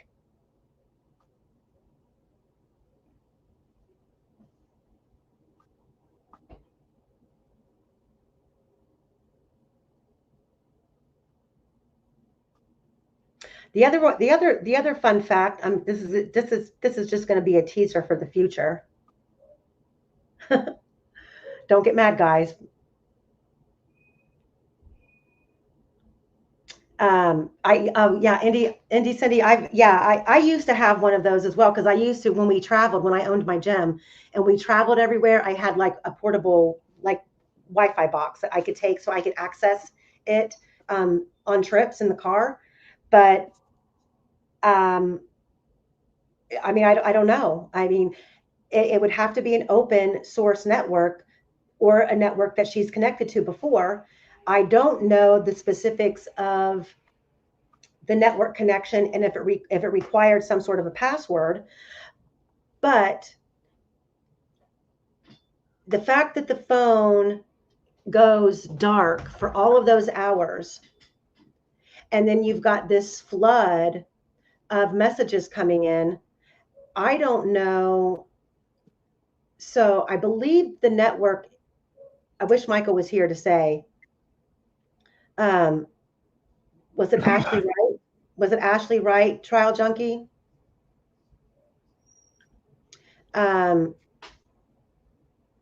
So I think, well, it doesn't matter. I don't know if the phone data, the extraction, so let's say the phone comes alive and all this stuff comes flooding in at once. Does the phone data just accumulate all of it and it's not 1,000,000% in a distinctive order? Because if the network connection was after that flood of messages, I don't know how accurate that would be. But if the network connection happened before, that would explain why all of those things came flooding in. But the fact that I believe it's after, I wonder if a forensic expert could say, well, you know, we're safe to believe that this all happened simultaneously. The phone woke up because it connected to a Wi-Fi signal, and all of this stuff came flooding in. And it shows everything flooding in. Yes. Woman doing false memories mentioned Stingray. It's a good mention because a Stingray could do an awful lot of what's happening here. However, I think it's really pushing a boundary because a Stingray would probably not be easily available unless you are LE, which then throws another curveball. But Stingray is a good line of thought. Well done. What is I don't, okay, explain to all of us what a Stingray is, because I'm not sure. And yes, Trial Junkie, I would love to have that, because we need to know when his bathroom was remodeled. And me and Osbrook were talking the other day about that, because if you guys remember, it was reported on the day, I believe the day the girls were found, there was reported to be orange cleaner on his patio with a hose. Now, if you think about, I know everybody's brain is going to, well, the girls were washed. Okay, based on the photographs that we have in March from the inside of Ron Logan's property, not only do we have the bathroom that's been confirmed, it was remodeled. I was told that the toilet and the tub are on a different wall, which means Michael Osbrook pointed out a very good thing with that type of a remodel. That would mean that your pipes in that bathroom would have had to have been completely relocated. That's number one. But number two, there's other pictures. It looks like it's outside of the bathroom where it also looked like there's construction going on. And there's cleaner with a whole bunch of, it looks like plaster, paint cans, and that sort of thing. And if you're having work done on your property, some would assume that orange cleaner could have been used to clean the supplies. You know, your spackling, your spackling handle, silver thingy, whatever, your paint brushes, your tools that you would use to do mudding, sanding, and drywalling, and that sort of thing. So if that's what the orange cleaner was actually being used for, and it was on the patio, that could indicate that the remodel of the bathroom predated the murders, but we just don't know. Once again, in this case, we just don't know. All right, Trial Junkie, get with me.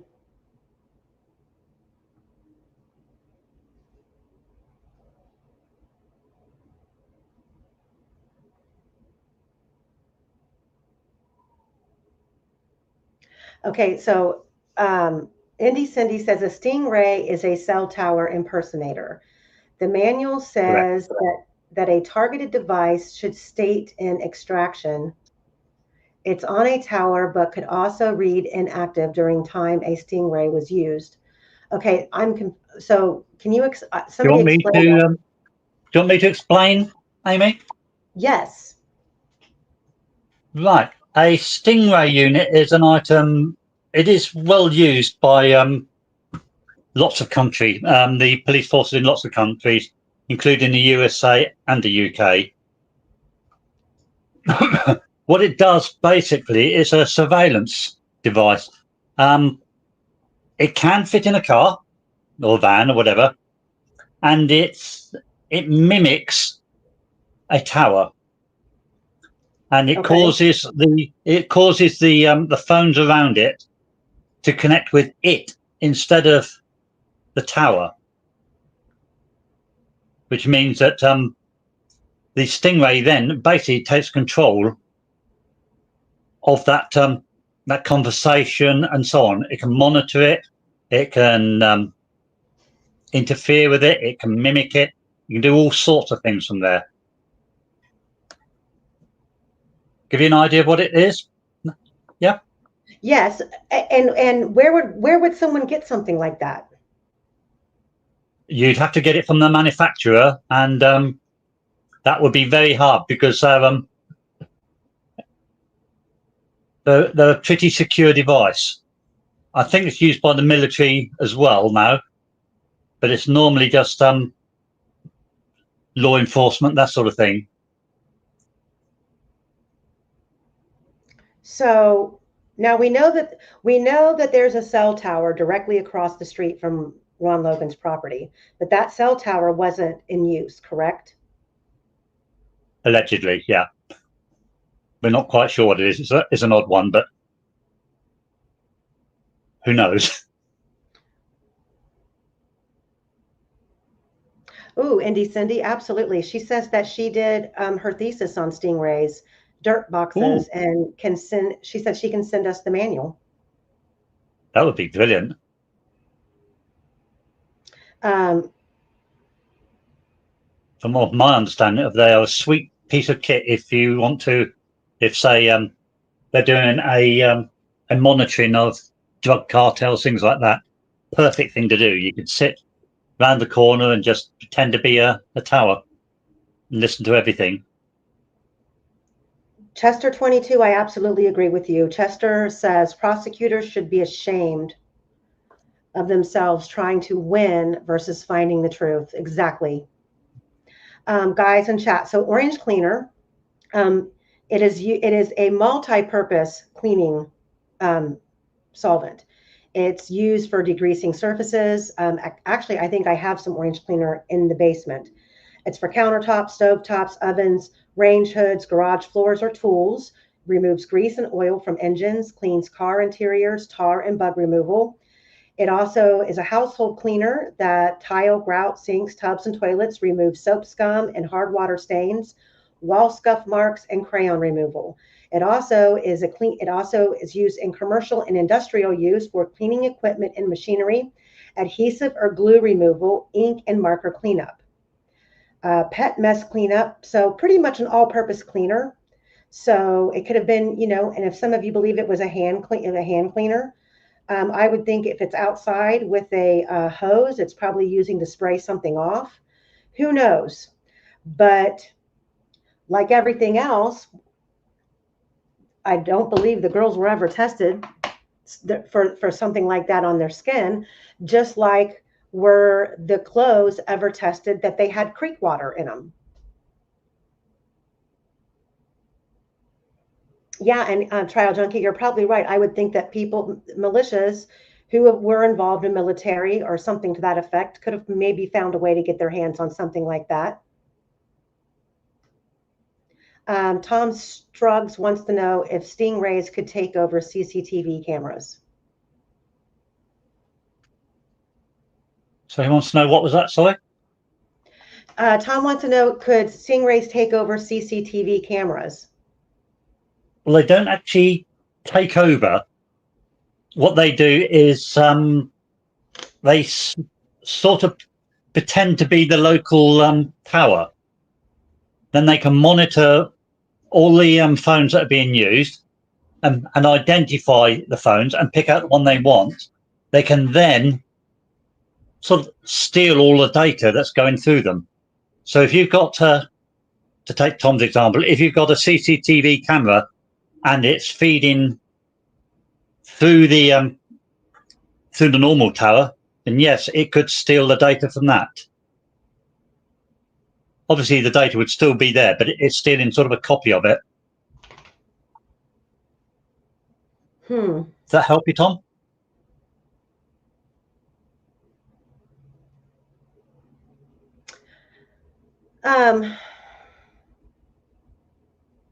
I mean, I feel, you know, I feel like we're like our heads are just going in circles around proving this timeline and who was there. And I really do hope that we do get this phone examined. The other interesting fact that Osbrook discovered in the data is, oh, by the way, so I did do some research on unanswered questions about, what did I do with it? Okay, so this was rather interesting. Now, this was some information based on some of the missing forensic information that is not clearly apparent in the phone data that Osbrook has. There are things missing. The one thing that we did verify, though, is that according to iPhones, even in 2017, you can take a video from an iPhone without unlocking the phone. And yeah, that is something that was thought to be the phone wasn't unlocked, but this video was taken. And how did that happen? You can take a video without the phone being unlocked. And some of the other things, this is where we get into contradictions of what affects the case and what doesn't. And, we've talked over and over about all of these different types of extractions that could have been done on the phone, and all of the different types of data that each different type of cell phone extractions are done. So, and this is along the lines with the issues that we're seeing with the Snapchat app, because the 207 missing photo of Abby.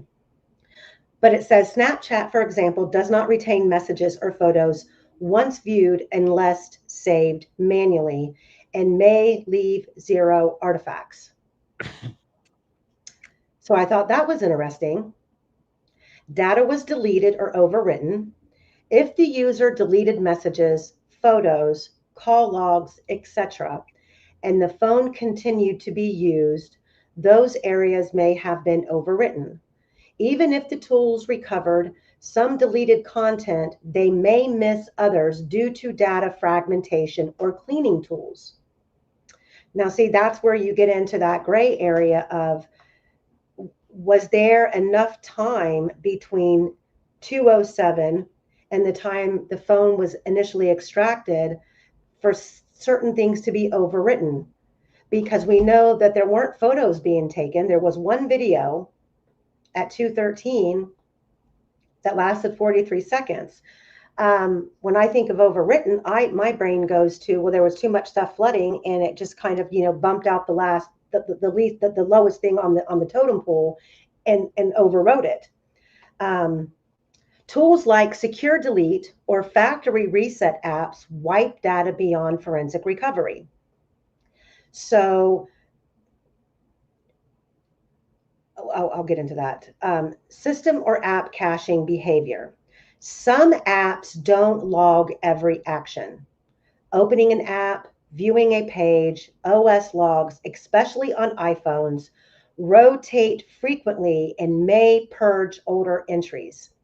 Apps like Facebook, Safari, Instagram may store interaction data in ephemeral or memory-only locations. That's interesting because there is, in the phone data, Libby accesses the Instagram app while she's in the vehicle. That then opens, I believe in the next line in the data, hold on a second, we get, hold on, where'd it go? Sorry, guys. We get, there's an Instagram photo that's in the data right after Libby accesses Snapchat. So I did some research on that last night and today. And what it reveals, because there was a big confusion on if Libby didn't upload this photo to her phone or to her Instagram account, how is this image in the phone data? There are several options. And in that sense, I put together this little document that says direct, and think about your Instagram accounts. You cannot directly from Instagram or from a news feed in Instagram, you cannot download an image. You have to screenshot it, or you have to go up and you have to hit the 3 little dots above the picture and copy the URL. Then you can download it, or you have to download a third-party app that will allow you to download from Instagram.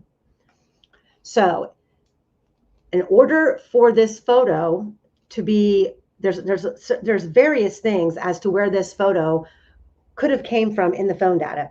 So it says direct message media. Instagram allows users to send and receive images and videos through direct messages. If the photo was shared in a direct message, it would be stored within Instagram's data and could be retrieved during a forensic extraction, regardless of whether it was posted publicly. Failed uploads or drafts.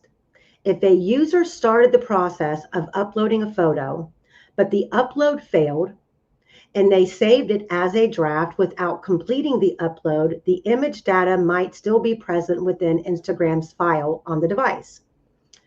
Third-party app interaction. Some third-party apps integrated with Instagram might store copies of images before or after sharing. Data left behind by uninstalled apps. In some cases, remnants of an Instagram app that was previously installed and then deleted may still contain cached data or other related files accessible during an extraction.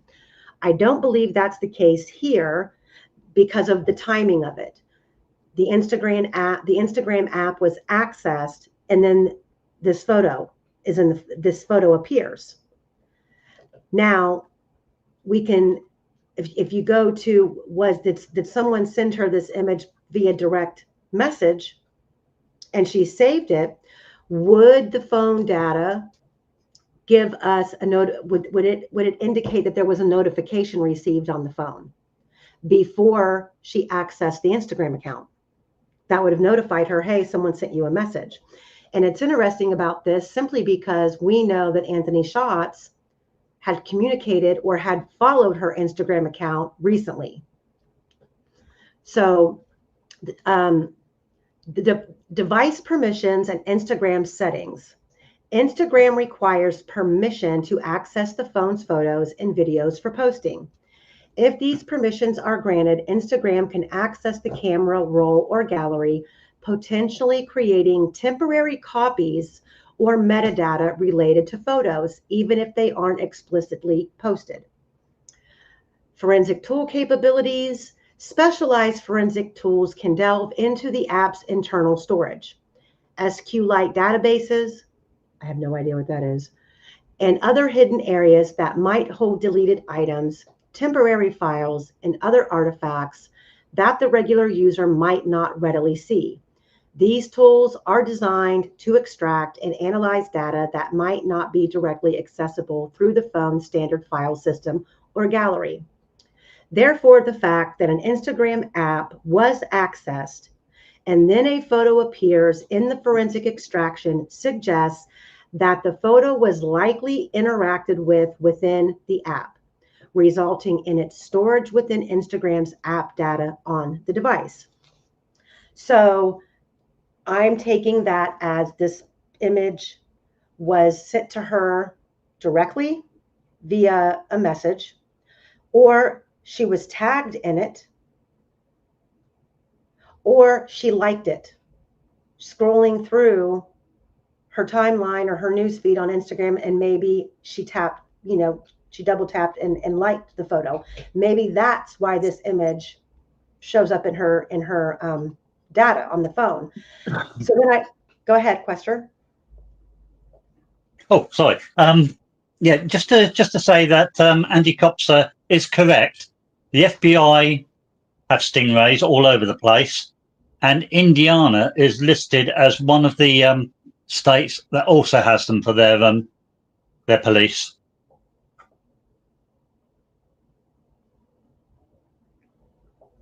Okay. Yep. So I went a little further with the photograph, and let me see here.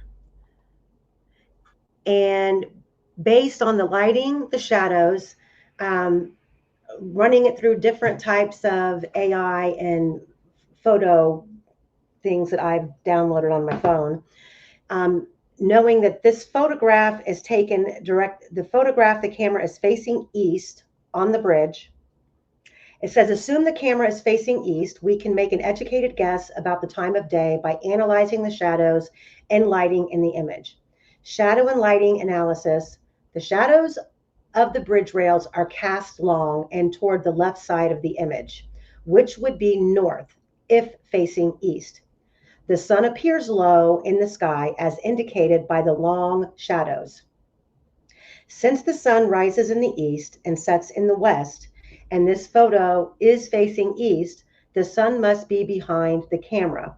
So the conclusion is, if the sun is behind the camera in the west and casting long shadows toward the east, then this image was almost certainly taken during the late afternoon. And I cut off the freaking bottom of this when I put it in the thing. Late afternoon, bottom line, around between 4 and 6 p.m. So this image arrived on Libby's phone while she was in the car on her way to the trails. And the one thing that I want to point out, and we're probably not going to get to them today because we've already been on here for 2 hours and I've got some things I have to do. The one thing that's interesting is we know that Rayleigh Voorhees was not friends with Libby. To the extent that she would be communicating with Libby while she was out there that day with Bree Wilbur. Was this an image that maybe Bree Wilbur had? We don't know, but one thing I do know is that during trial transcripts, Riley is asked multiple times while she's on the stand, did you communicate with Libby German while you were on the trails that day? And she said no. Bree Wilbur was never asked those questions. Was she communicating with Libby? And we know that she was, because she even testified that she posted a picture and Libby texted her and said, are you guys still there? And Bree said, she told Libby, no, we left about 10 minutes ago. But based on the timing of all of that, the 4 girls would have actually still been on the trails. Am I correct, Quester? Yes. Yep.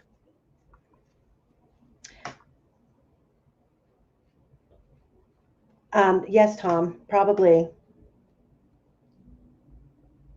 Good thing about all of this, though, this is all public information, trial transcripts, all of this is speculation. So therefore, freedom of speech, we're allowed to discuss this case, and we wouldn't have to be discussing this case if this case would have been transparent like it should have been.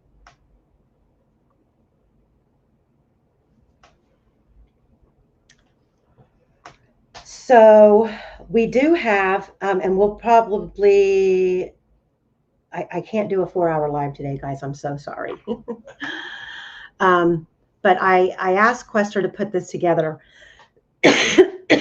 for us as we get into the trial transcript rebuttals. He always does such a great job on these. And I know that these are hard to see on YouTube, but when I upload them to the Facebook group, they're usually a lot easier to see.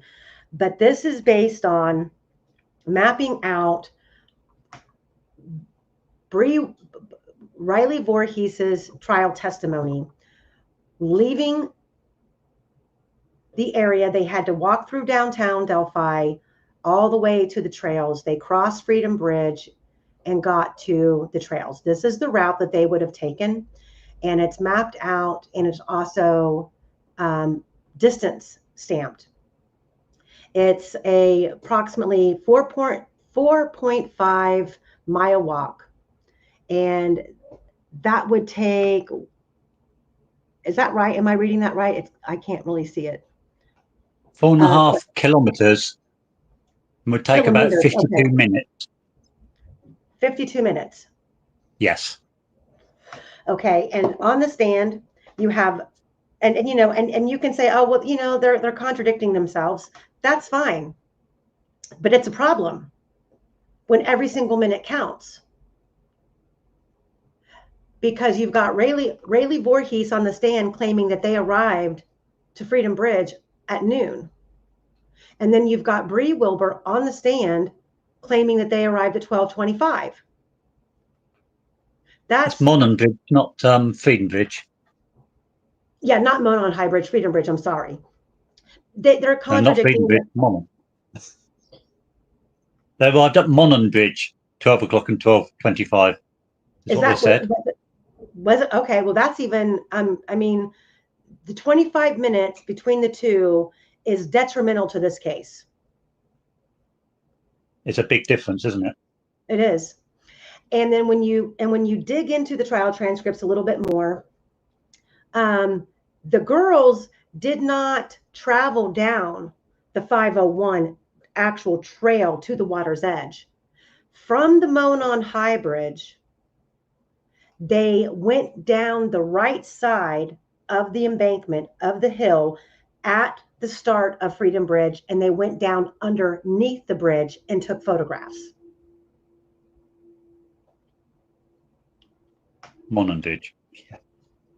Did I say Freedom Bridge again? Jeez.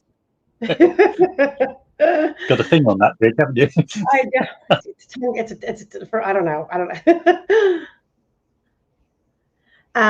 So we're going to, yes, we are going to continue this, and today will be my last live because I leave in 2 days for vacation.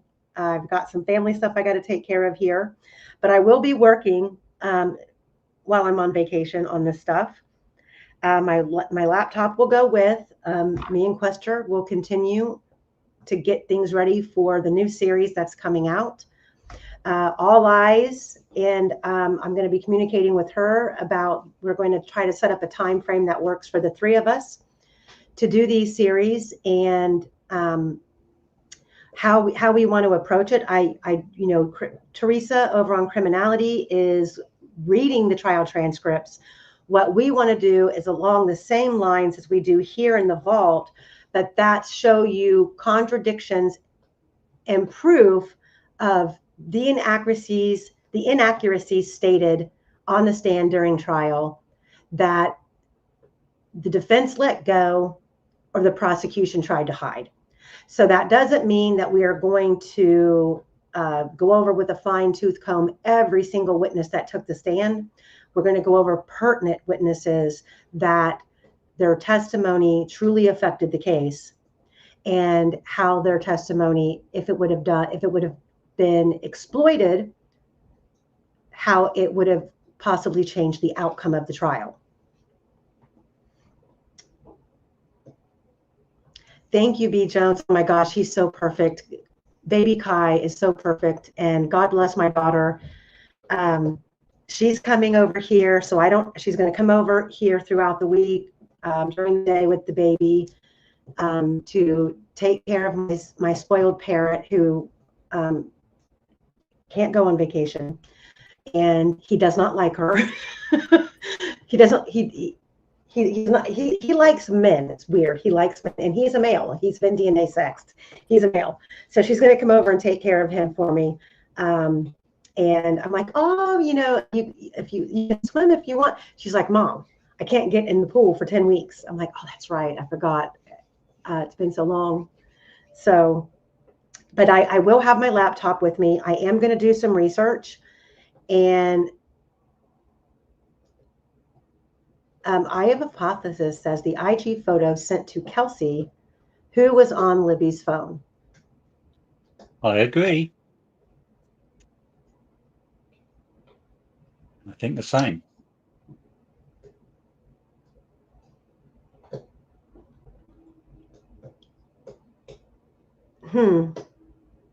Well, I know Osbrook doesn't agree with us, and I didn't agree with Quester when we dug into this stuff deeper and deeper about two phones somehow tethered together and affecting the data.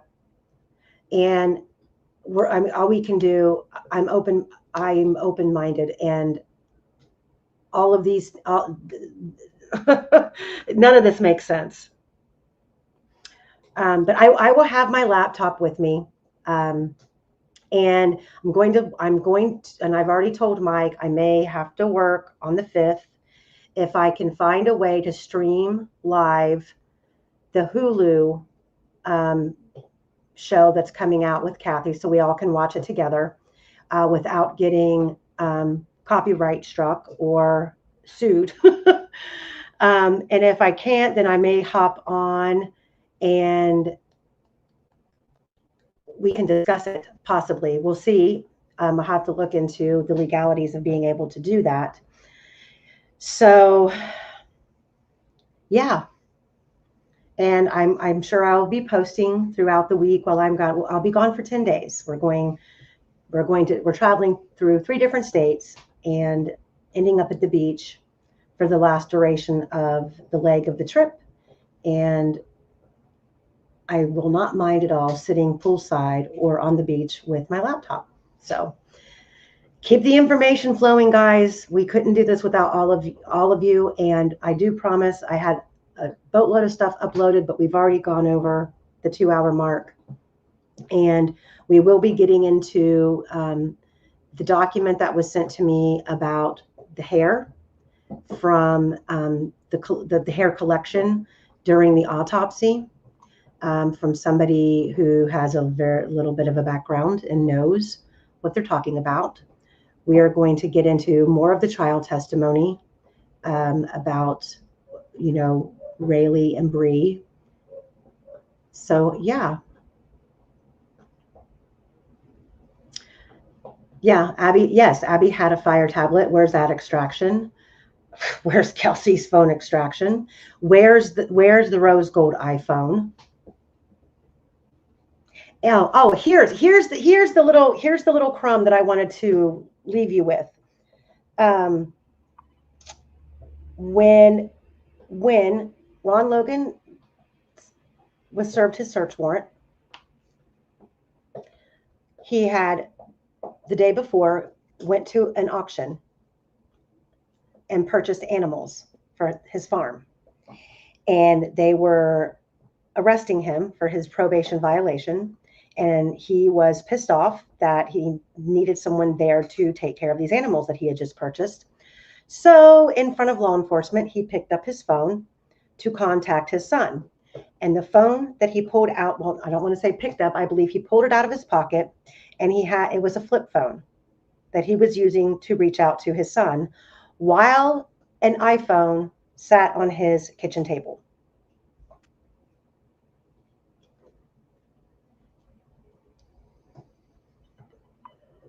And I'm not making that up.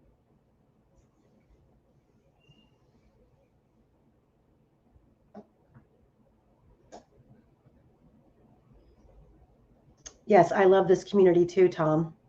So my goal, I don't know if you've seen it, but I have a goal that by December we get to 5,000 subscribers. That's not that big of a task.